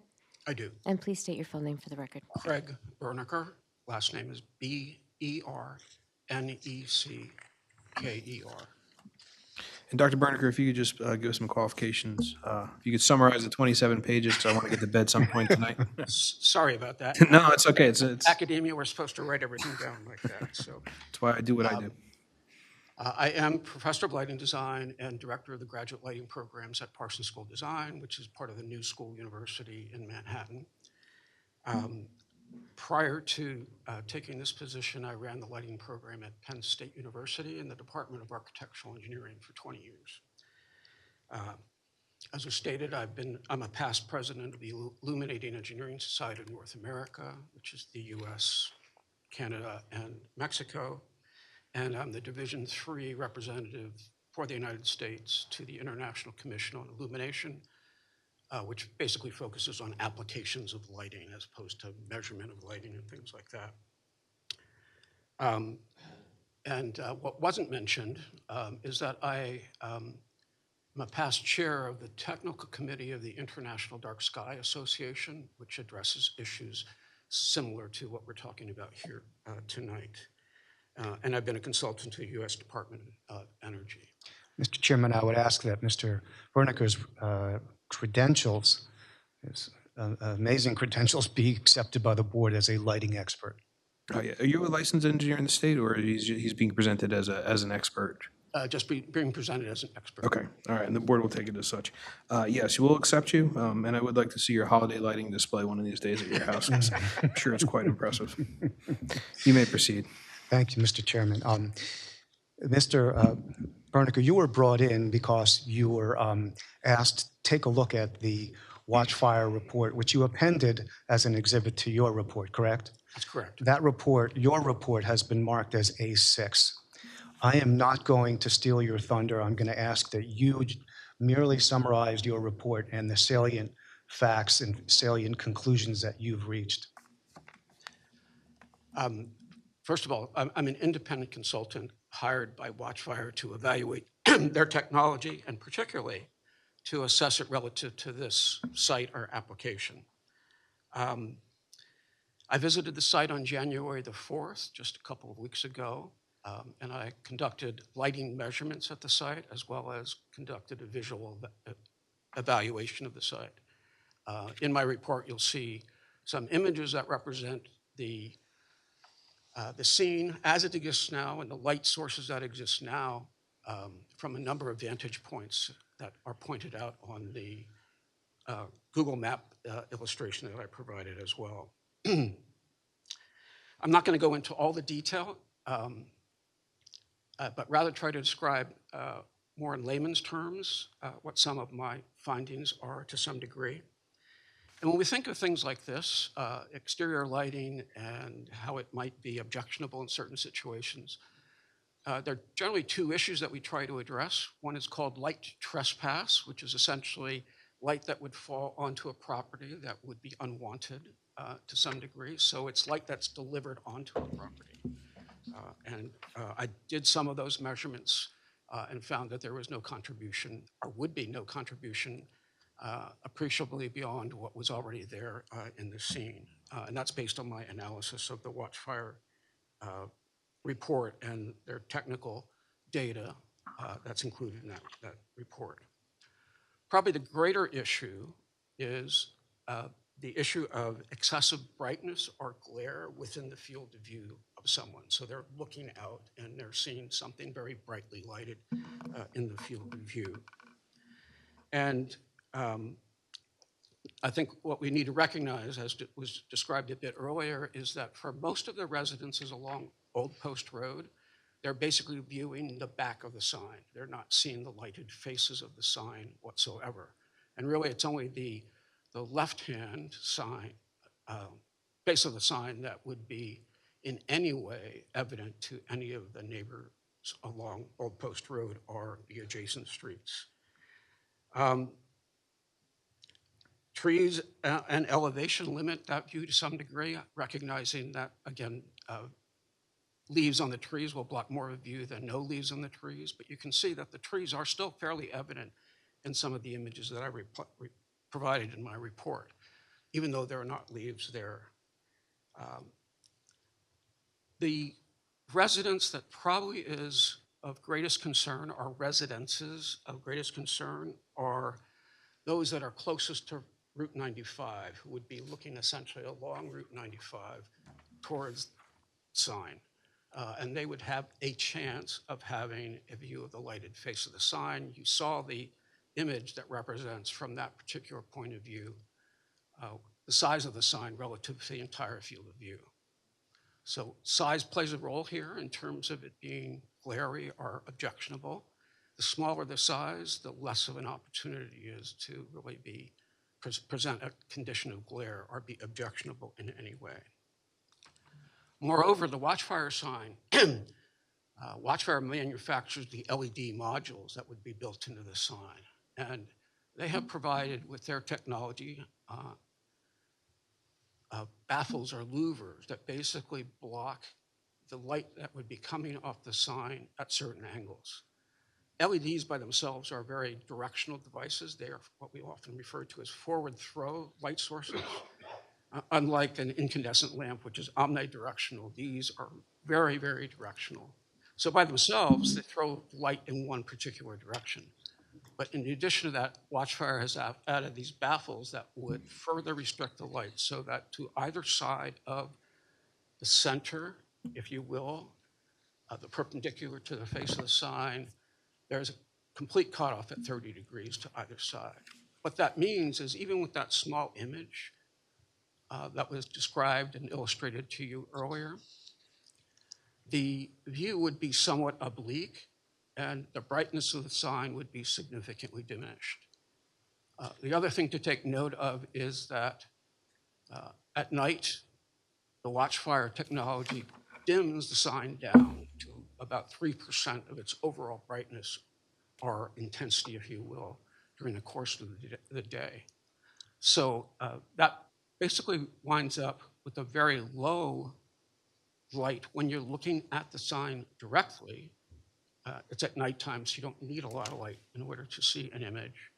And I actually did some measurements here in the space a little bit ago. And the Watchfire sign at night, straight on, would be 9 candelas per square meter, which is a measure of light intensity. As you start to move off from the perpendicular, it drops lower than that. I measured the shades along the wall there a bit earlier, and we were talking about light measurements that were anywhere from 10 to 18 candelas per square meter. So in some cases, twice as bright as what the sign would be at night after it's dimmed down. I think the other question that was raised was relative to cycling to the sign. And what we need to recognize is that these images are static images, they're not dynamic image. So when there is an image there, it's not flashing in any way, it's not changing in any way. It is there for a full 8 seconds. 8 seconds might not seem to be a very long time, but if you simply count that out, 1001, 1002, 1003, 1004, 1005, 1006, 1007, 1008. Now the sign changes to a new image, but it's static again for that full 8 seconds. So in my opinion, light is not going to be a particular issue here and objectionable for any of the residences in the neighborhood along Old Post Road.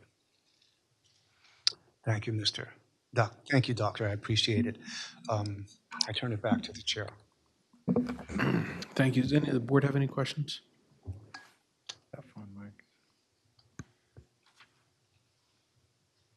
I have a question. Vice Chairman? You had mentioned the 8 seconds. Yes. In reference, and that in reference to the turnpike, right? So 8 seconds is about 1,000 feet. Is that what the person will see on a In terms of turnpike? driving along the turnpike, you mean? Correct. Actually, I haven't evaluated that, so I can't tell you that. I wasn't really looking at it from the perspective of drivers on the turnpike. I was asked to look at it from the perspective of the neighbors. Well, my question is, someone on the turnpike, when did they see the billboard? How far away do they see it? That was testified by our engineer in his testimony, and also by our traffic consultant. And you can certainly bring him back up, but that was not Dr. Berneker's Well, he mentioned task. the 8 seconds, so I just... Yeah. in reference to Mr. the- Berneker, Dr. Berneker, would you say, is it your experience that an 8-second, what we call flip, is standard in the industry for? It is standard in the industry, yes. Yes, and that's nationwide. Yes, yes. Any other questions? Yeah, but my question is on the turnpike, what a person sees on the turnpike and what they're going to see at Westerveld Avenue. That's really the question. So my understanding is, based on the testimony and the transcripts that I read, person on a turnpike is going to see that sign approximately 765 feet away. That's the 8 seconds, going at 65 miles an hour. I'm not sure I understand the question then. Can you, Well, are if you you're asking looking- if the neighbor will Well, yes, if you're on Westerveld Avenue, right, and comparing what they're going to see versus the person driving on a turnpike north, at 8 seconds, the flip time, it comes out, the testimony was 765 feet. That's when they start to see the message, Okay, at the 8-second flip. okay. So the person on 67 Westerveld, you showed us little, it doesn't seem the same, what they're going to see. Let's about be the clear, same distance. Dr. Berneker did not prepare that. Right. Right. Well, you mentioned the 8 seconds. That's what brings this up, so. Right. What is your question, though? I'm not sure what your question is. Okay, so the testimony, he mentioned the 8 seconds. That's on the display. Right. So a person driving on the northern side, going north on the turnpike, right? At what distance do they see this? And the testimony I have is it's 765 feet. They're going to see this. Correct. So then at 67, and on Westerveld Avenue, you know, the Exhibit A5, you showed us a little red rectangle, and that doesn't seem to be the same. So we can, Vice Chairman, that was actually Mr. Sperone's exhibit, Right. not Dr. Berneker. So we can, when we finish Dr. Berneker, we can recall Mr. Sperone if. Sure, and I'd Mr. also Berneker- like to recall, Mr. Chairman, Mr. Justin Taylor, who was our traffic expert. You're steering the ship in this one, so I was just trying to help you. Yeah. You got it. Okay. Thank you. All right, thank you. Any other questions? So I actually have a question, Dr. Berneker. So with regard to pages 3 and 4, if you could just kind of walk us through your report. They're showing the luminance map. Mhm. One's from Westervelt, the other one's end of Old Post in direction of Edison lockup, Old Post in direction of Edison lock. So if you could just kind of walk us through as to what we're looking at here.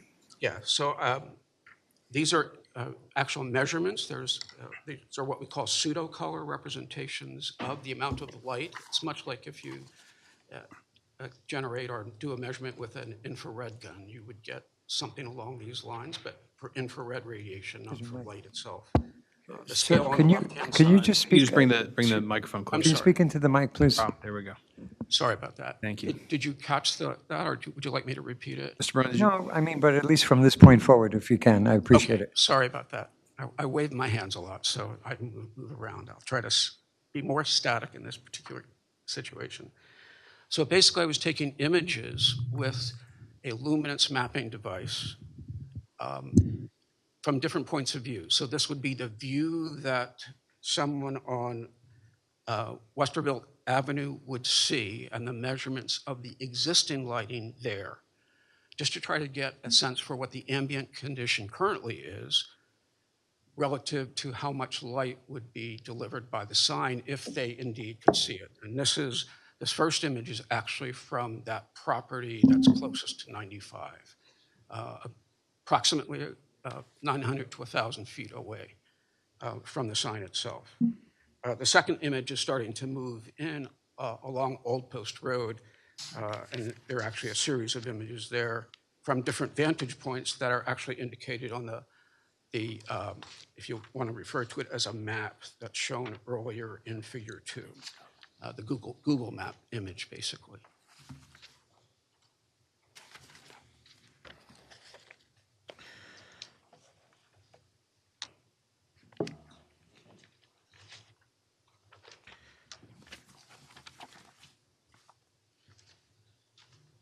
So Figure 5, Mm-hmm.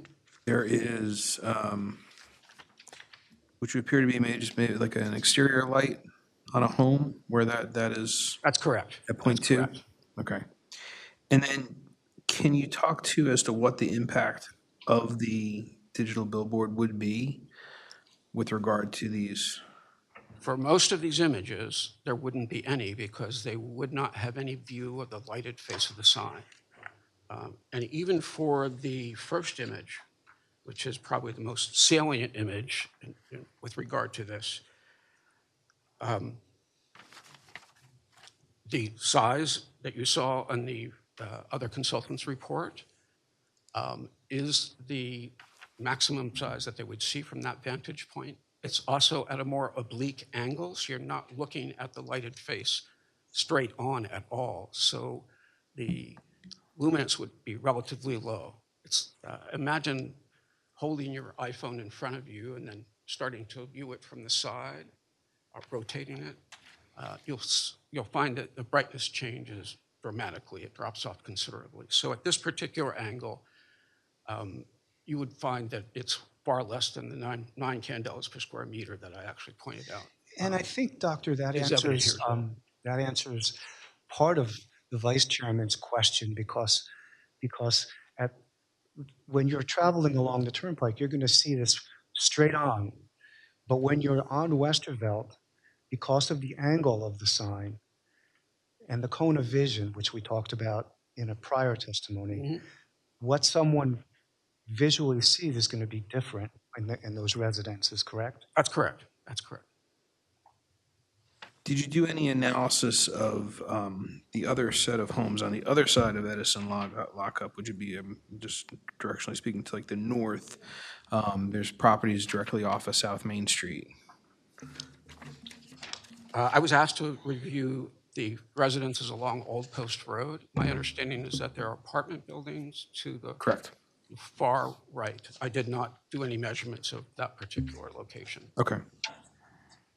Okay, I would be curious to see as to what that is. And then how that relates in terms of, because it is the purpose of this sign face is to face across the turnpike for the southbound traffic. which is the reason for the height, it's the reason for the two Right. sign faces. Understood. So, my question would be as to, the apartments along South Main Street, what the effect that would be on them, if any. Okay. Do you have any other questions from the board? I have a question. Vice Chairman. Yes, to expand on what Michael just was discussing, on page 4 with figure 5 and figure 6. And then you go to page 3, and you have figure 3 from Westerville Avenue, look in position A. You have another image. So that image on figure 3, position A, is what's currently there? That's correct, yes. All right, do you have an image of what the billboard there, like you did on page 4? No, no. These are all existing conditions from different vantage points along Westerville and Old Post Road. Thank you. Your position, Doctor, just to summarize, is that the light, what you see, try to use the layman's terms, from Westerville, from Manning, from Old Post, is well below any standard that you are familiar with that would cause any detriment to the surrounding community, correct? Correct. And there are other light sources, street lights, and other lighted elements in the field of view that are going to be far brighter than that sign, really, from any of those vantage points, even if you can see it through the trees. Okay, thank you. Mr. Hernandez-Prince. Yes, hi, good evening. I was wondering if the billboard had any other sort of built-in, almost layout or design that would prevent the luminance from expanding beyond that very small box. Almost, my question is, would it be more of an inset of an image and then almost like a box surrounding it? Or is it almost like this flat screen TV where this is the image and there's no border to kind of prevent that splendor from affecting the residents in the area? That's actually illustrated a bit later in the report on page 6. There are louvers basically in both directions, both horizontally and vertically, that basically block the ability to see any light or any light emanating from the sign beyond 30 degrees to either side of the center line of the sign or the LEDs. Does that make sense? Yes. Is there a specific measurement of the inset of the image versus the outer border of that to shield the image from the outer corners? I'm not sure what you mean by the outer.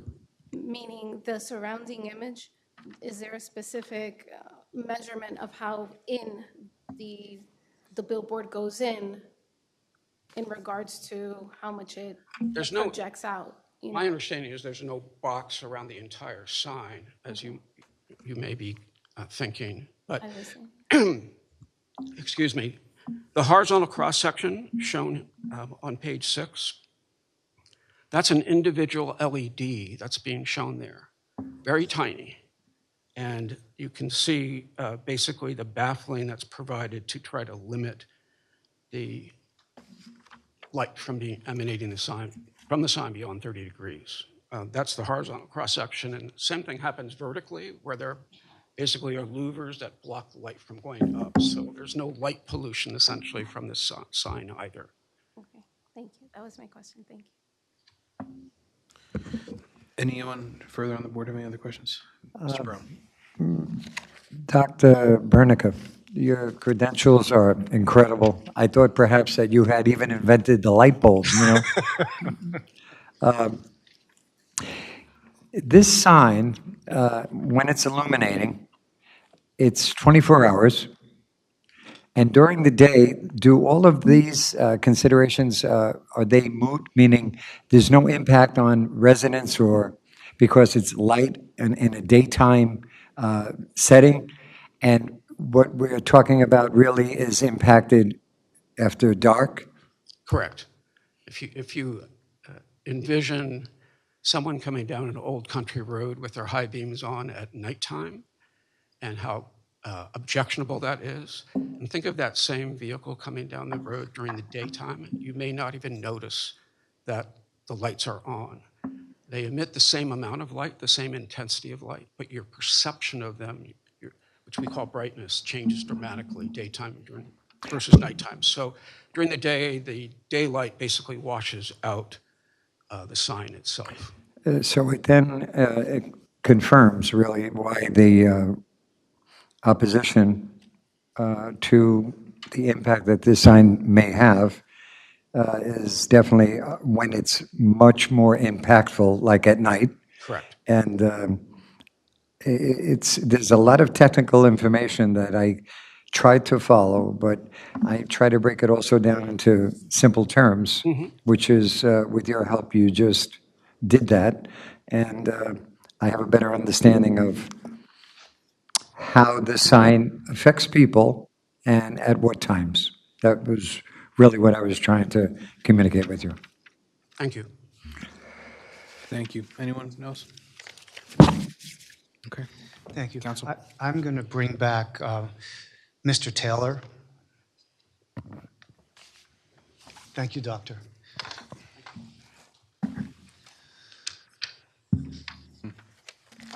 Mr. Taylor, would you just raise your right hand? Do you solemnly swear or affirm to tell the whole truth, nothing but the truth, so help you God? I do. Okay, and just state your full name for the record. Justin Taylor, Taylor. And Mr. Taylor, if you could just present to your qualifications again. Sure. I'm a licensed engineer in the state of New Jersey, as well as Pennsylvania, Delaware, and Texas. I'm also a certified professional traffic operations engineer by the Institute of Transportation Engineers. I've been practicing traffic engineering for over 20 years now, and I've testified at hundreds of boards throughout the state of New Jersey, including this board in the very recent past. And your license all current? They are still current, yes. Thank you so much. We'll accept you. Thank you. Thank you, Mr. Chairman. Mr.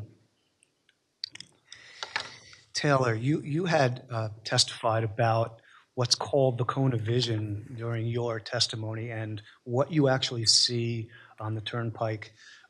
It appears that the chairman, the vice chairman, was asking a question. I don't know if you heard the question.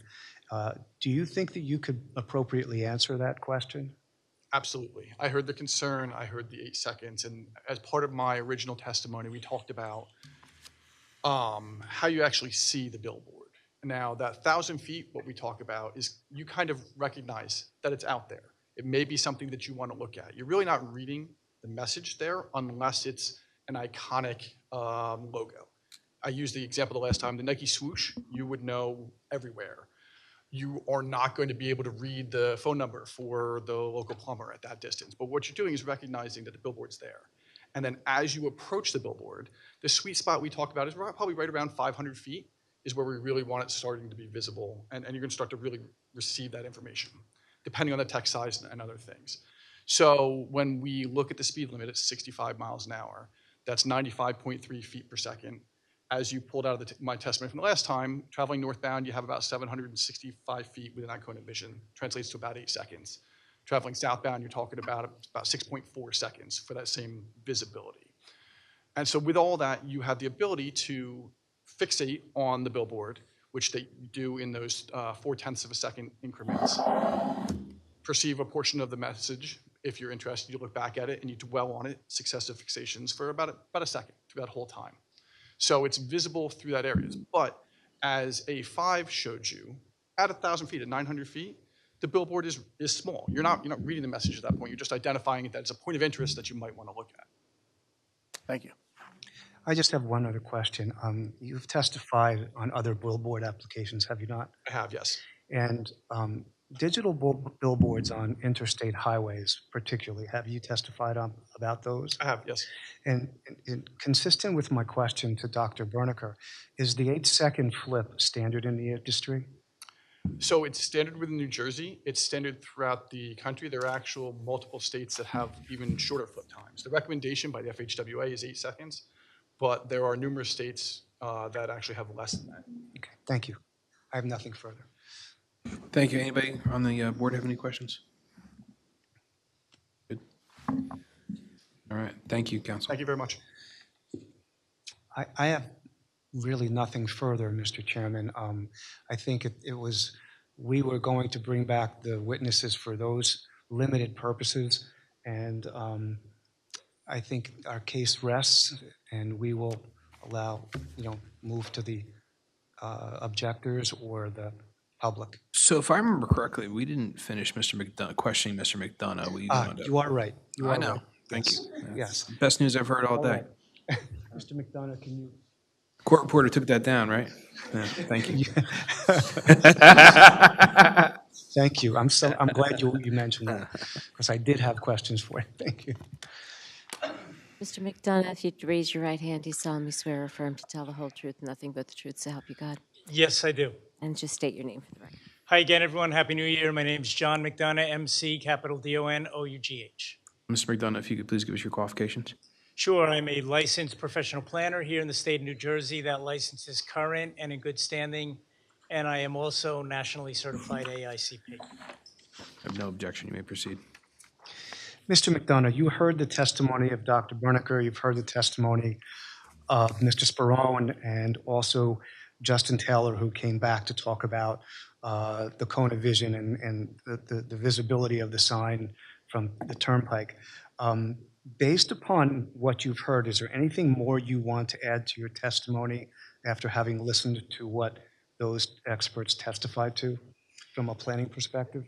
Sure. The testimony that you heard this evening goes mostly towards the negative criteria. We gave the board the justifications, if you will, for the positive criteria last time. And we also went through the negative criteria and rendered a planning conclusion that relief can be granted here without any substantial detriment to the public, to neighboring properties, and without any substantial impairment to the intent and purpose of your zone plan. Again, just reminding the board, in terms of the positives, this is an applicant that is going to deliver a permitted use.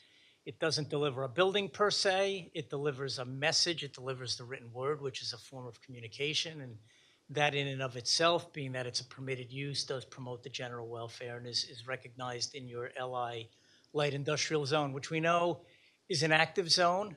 It is commerce oriented. It allows for a wide variety of uses that come with a certain level of brightness and mass and activity.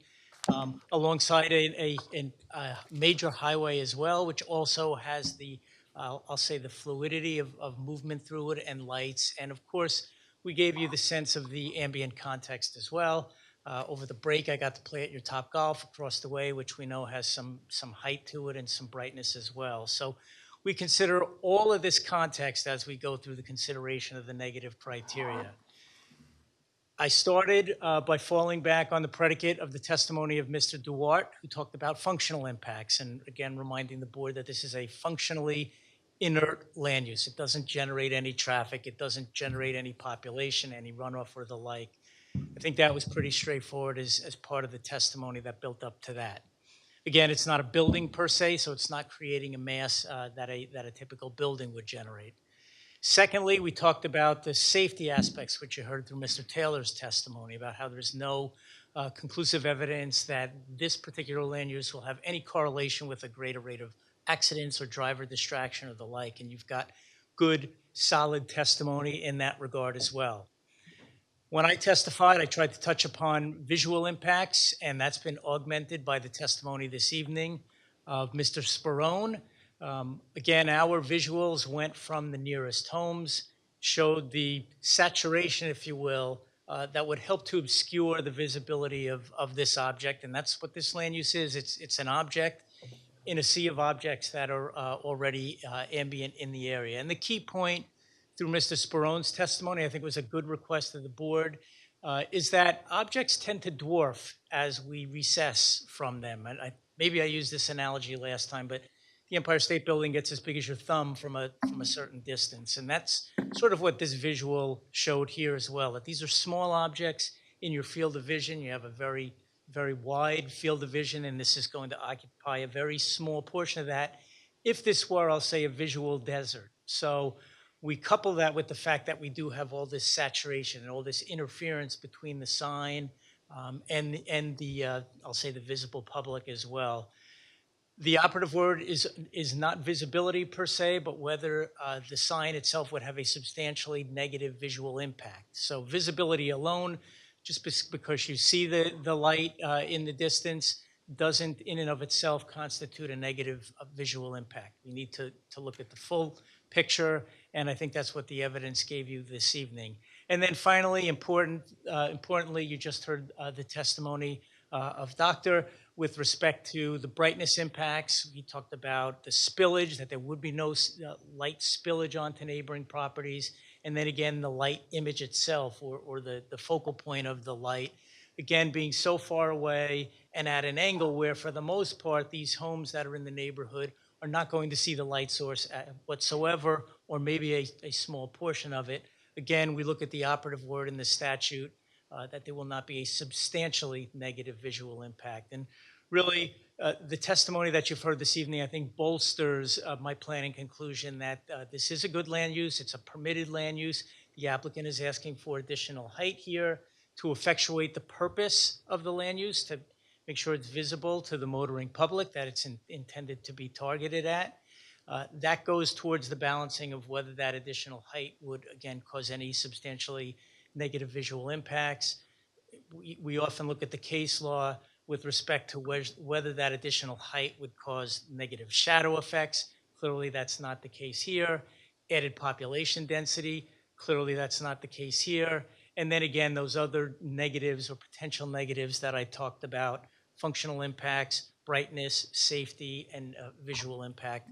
I think there's good, clear, credible evidence to support the planning conclusion that that aspect of the test is met as well, and the height relief can be granted here in accordance with the statutory criteria.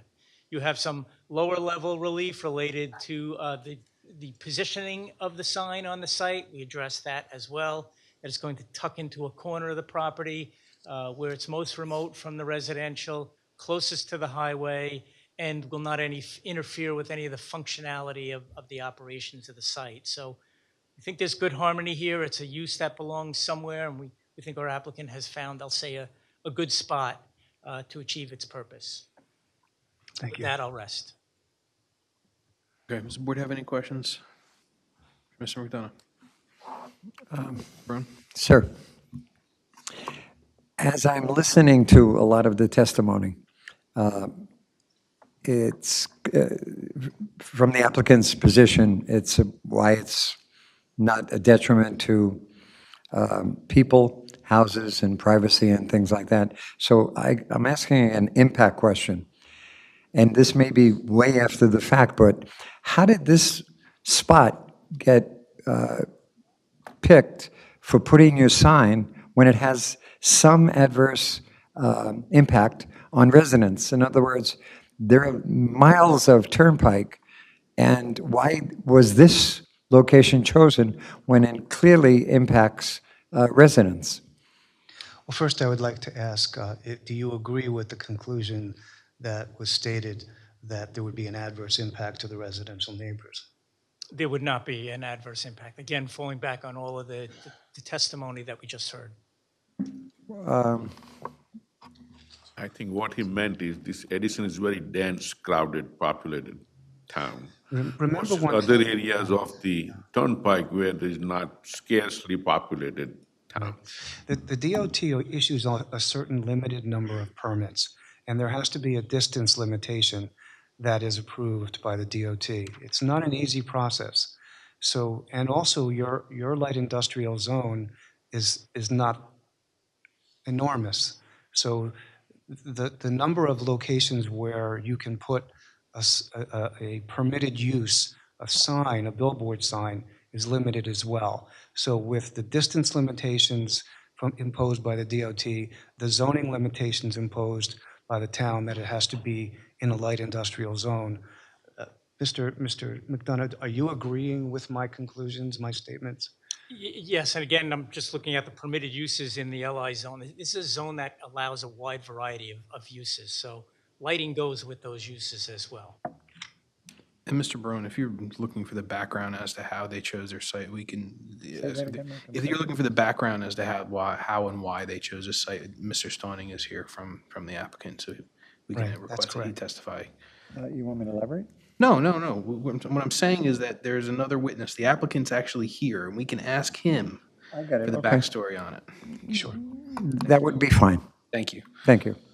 Do we have anybody else? Any other questions? So, Thank you. Mr. McDonough, no, I'm not done. Mr. McDonough just Oh, I'm turned around. sorry. I feel like I'm talking to my kids. What did I do wrong now? Well, I'm talking to you and you turn around. I mean, like, they're 11 and 9. They got an excuse. You don't. I'm going to get you a seatbelt like I got from Mr. Ayotte. I'm sorry. You ready? Yes. Okay, good. So would you agree the reasoning for the 100-foot height is for the display of two sides, correct? That is correct. We call it a right read and a left read. Okay. So for argument's sake, if there was not the side of the sign that's going to, the intent is to display on the southbound turnpike, then you could go with this with a not as high of a sign. I don't know that I've heard testimony in that regard. That's probably more an engineering question. In other words, there are objects that this sign is trying to clear, the height of the vegetation, the fact that this site is sunk relative to the highway. Again, I'm falling back on Mr. DeWart's testimony as to the necessity of the height. Okay, and so then we can then call Mr. Sprone for that. But thank you, Mr. Bignell. Do you have any questions? You do not, Mr. Carley. Thank you. All right. Anyone else from the board? All right. Would you like me to bring Mr. Stoning up to ask that question? Certainly. So we'll answer Mr. Brown's question, and then we'll go to Mr. Sperone for my question. And so I have to write it down so I don't forget my question.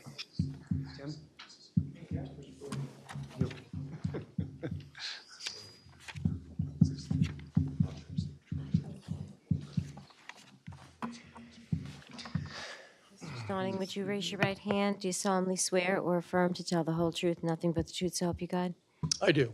Please state your full name for the record. Tim Stoning, and I am the managing member of American Outdoor Advertising. Thank you.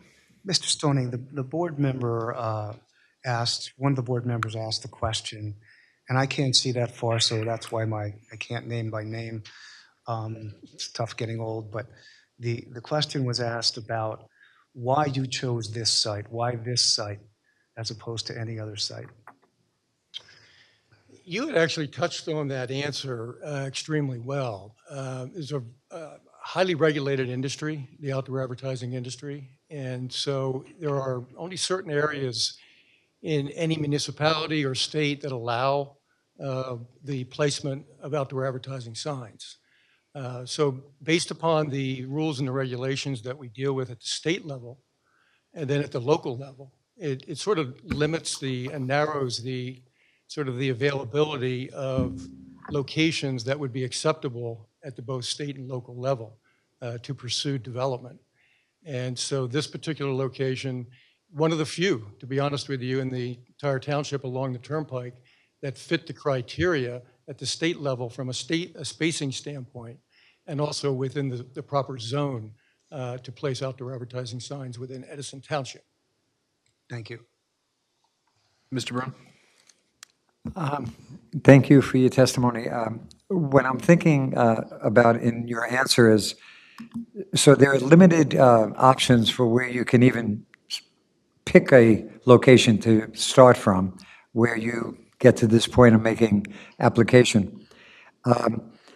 In the applications you make, what kind of success rate do you have with them? Meaning, from all that you make and how many, and the difficulty in getting there, how many are approved or how many are denied? I'm just curious.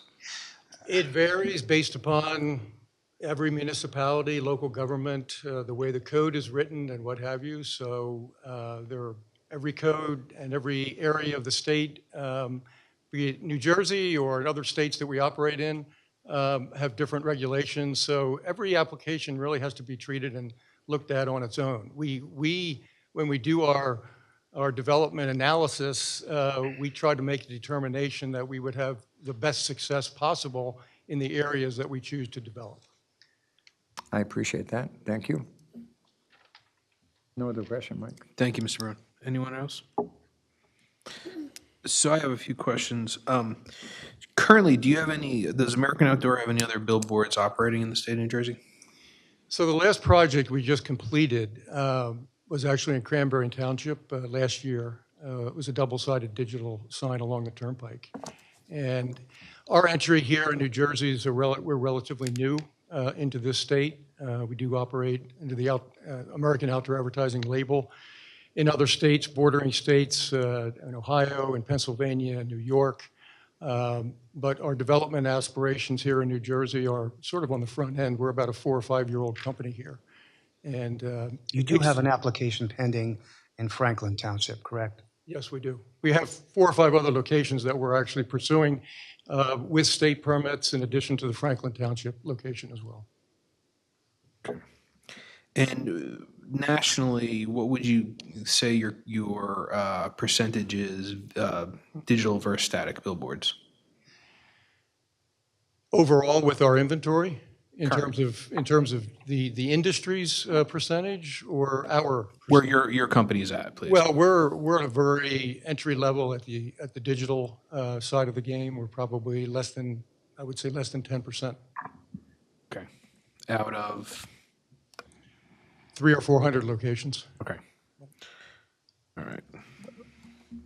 Mr. Brown? But his question actually makes the point. If it were a non-lit sign, you wouldn't have any objection. I mean, who would object to, I mean, it would be a simpler process. So because it's digital and illuminated, then all of these other factors come into play. Would it be an accurate statement that all signs are lit, whether it's nighttime or daytime, they're lit, to use the expression? So whether it's digital or it's stationary, they're all, quote, lit. Absolutely. Every sign has in this case here, this is newer technology. It's about 15 years old. Digital, if you will, type of technology, but every other billboard that you see at night is equipped with a base-mounted lighting package, which is incandescent lighting, not digital lighting, not LED type lighting. Okay, thank you. In your experience, just one more question.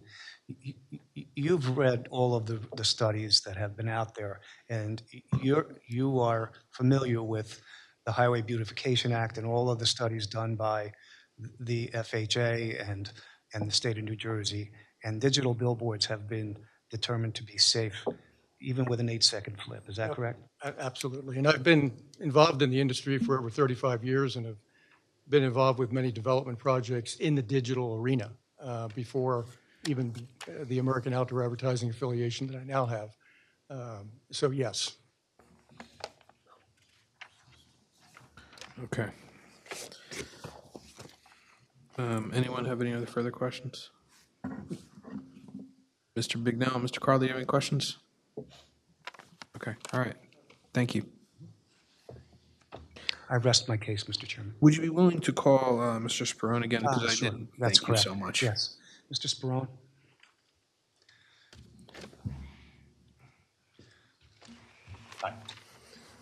You're still sworn from prior. Correct. So the question that I had earlier was with regard to the proposed height. If, for example, if the height of the billboard were for only a single side, would it require the 100-foot height as proposed? Yes. Why? Because you're dealing with the same, north and south directions. You're dealing, or east-west, depending on look at up and down the turnpike, we'll say. You're dealing with the same visual obstructions in that field of view from the turnpike on both directions. So you've got a grade differential that you're dealing with up to the turnpike. You have trees that it's been testified range 35 to 40-foot height. So those type of obstructions exist in both directions. So whether you have the sign facing one direction or the other, you're still dealing with trying to see above those. So if the roadbed, as Mr. Duarte had testified to, the roadbed is 25 feet above grade of the sign base, and then you have trees that are 45 feet. Would 75 feet height be sufficient if it were just a single face sign? No, because you're dealing with the line of sight as well. So as you're back from the road, you're looking up, you need to see up over the top of those trees that are closest to you. So it's not just the trees and the grade differential that are right next to the sign. I agree with you on that map. That makes sense. But as you're trying to see that sign, as Mr. Taylor testified to, when it's 1,000 feet, 500 feet away, you have that same stand of trees that you're looking over, and that same stand of trees is 40 feet, 500 feet away. You look at the hypotenuse of that angle, and you need a taller sign to be able to see that. Okay. So that's where the height's coming from. It's not just the trees directly adjacent to the sign. Okay. So it's okay. All right. Because I was driving the turnpike northbound, and it was kind of, as we've considered this case, I'm a little more cognizant of the billboards and what appears that's to be a 100-foot height, and what's a 75-foot height, and what's digital and what's not. And you see more and more of the lower signs than the higher signs. So I just wanted your guidance on that. Yeah, that's the reason specifically to this sign. Okay. Just one question to follow up from the chairman. You're familiar with the Heller Industrial Site? I am. And there are actually 4 billboard signs on that site.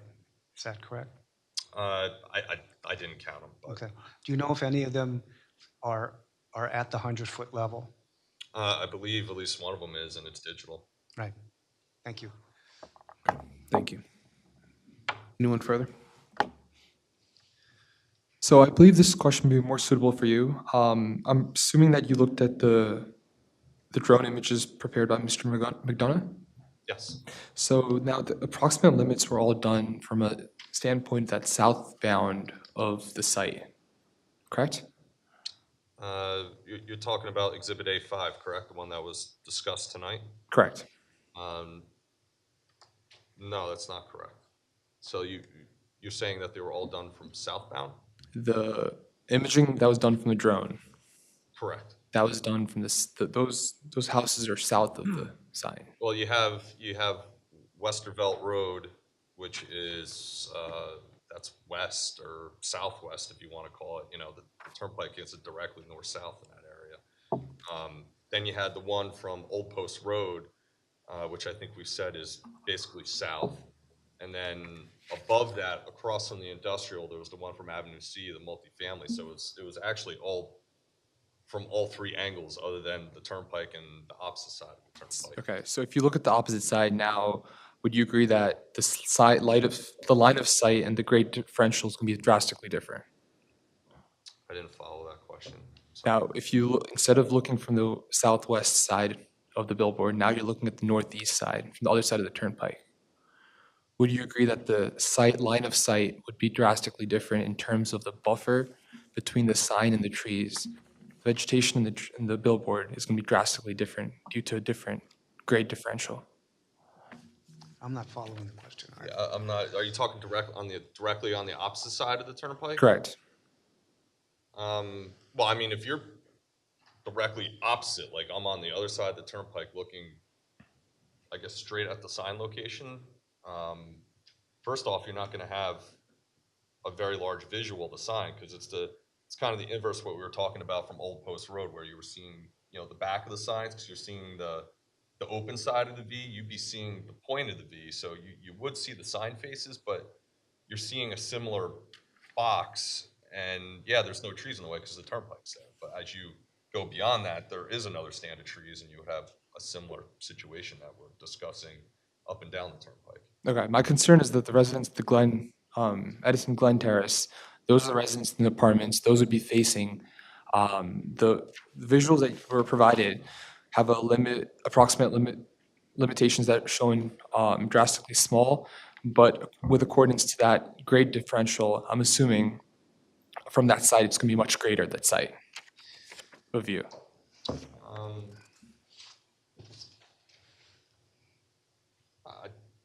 I don't think so. I mean, again, you've got even a thicker stand of trees. I mean, I'm assuming you're talking the apartment complex that's between Correct. this location and Topgolf, right? Yeah. Using landmarks. I mean, you have a substantial stand of trees, much larger than what's there today. Distances are probably about equivalent to what we've been talking about tonight, that 500, 600, 900 foot. So just drawing parallels, it's going to be similar to what has been testified as far as the lighting, location, and visibility of the sign. And then again, you get into the cutoff, the 30-degree, as was mentioned by Dr. Benecker. You're not looking straight on at the sign. I mean, all those things, even to a greater degree, I think, in that extent, because you're across from where we're talking about. So I don't see them as having a greater impact or a greater impact to them. Okay. My only concern is that now there's less of a buffer. Now there's vegetation behind the sign, and the sign is 100 feet. The vegetation is only 40 feet. Now it's more visible from the other side. So I just feel like there's enough studies from that point of view from the northeast side from those apartments. Again, the distances are the same. I mean, I'm not going to, I won't speak for Dr. Benecker. I mean, he had his testimony on the record, but I think he addressed the illumination or the lighting part of it. So from similar distances, and there was no adverse impact, as far as, his findings. The visibility, again, the stand of trees, you get into line of sight. So if you have a 40-foot tree directly in front of you and you're trying to look, you're seeing a 40-foot tree. You're not seeing a 100-foot sign 600 feet away. I have to be honest with you, I am having a very difficult time understanding what you're talking about. Yeah, that's Is what it I'm talking to the possible engineer. to That's take why the I exhibit- felt like it was a suitable question for the engineer, because now you look at the line of sight. It's less about the lumens, but it's looking at. If he comes over to you, you can show him what you're I think talking he's about? talking about these apartments. Yeah, I mean, and show him where, isn't that about 1,000 feet, Joe? Yeah, if you're talking these apartments here, right? Correct. So now, for example, if you're looking over here, you have trees in the buffer, Right. signs here. You're looking at something that's close by. Now, from the other side, now the trees are 40 feet, the sign's 100 foot. Right. And the sign's visible. Mr. Chopper, if you could just bring the microphone closer to you, just Okay. just so we can get this on record. You want me to? Yeah, that'd be perfect. Thank you so much, sir.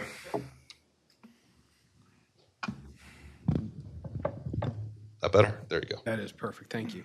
And by the way, the exhibit that we're looking at, this was previously submitted to the board and used at a prior hearing. I don't think it was marked because it is just a similar copy that was submitted with the site plan package. It's sheet 2, the aerial map, just so the board's reference. And all I have is sticky notes on it. It was really for me. Billboard location being that center sticky note. And then these are where those aerial drone shots were taken from. So you got number 1, Westerville Road. You got number 2, Old Post Road, and you got number 3, Avenue C, the multifamily. So the multifamily that I think you're questioning is, this apartment complex or multifamily development over to the opposite side of the New Jersey Turnpike. So, I mean, just looking at it without measuring exactly, the distances we're talking about are very similar to what we've talked about tonight, and basically put testimony that there won't be adverse impact at those distances. And then in addition to that, you have a significant stand of trees. So we're not just talking the trees that are directly adjacent to the site and along the New Jersey Turnpike.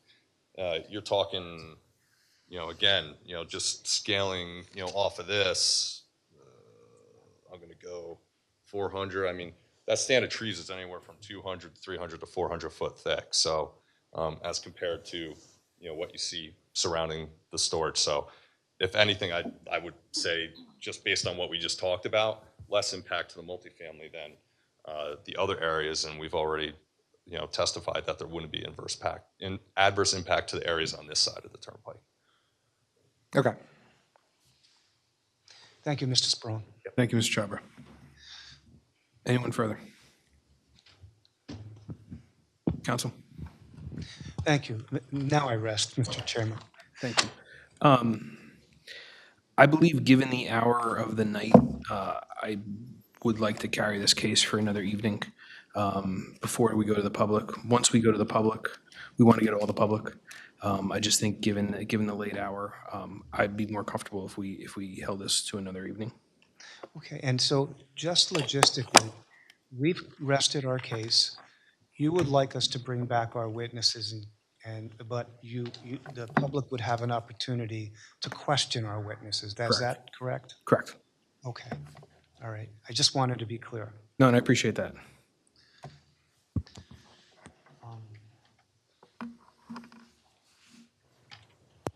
Rachel? We can put them on for February 21, if that's. Mr. Lairs, I have to get my hair cut that night. No, I'm just joking. come on over.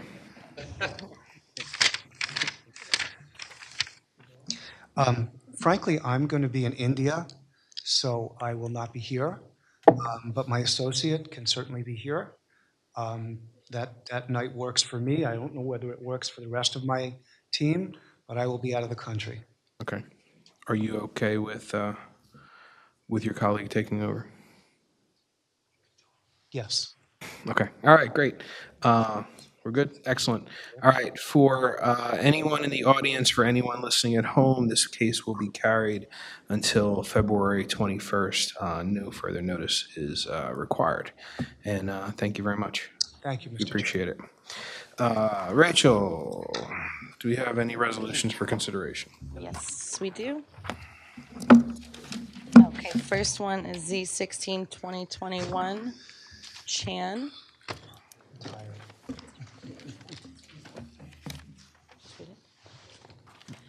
Then we have Z35 2022, Crown Retail. Z37 2022, AK Edison Realty. Z27 2021, Shirley Lee. All granted? You're going to have to do the vote, especially on Chan with eligibility, as that's the resolution of litigation.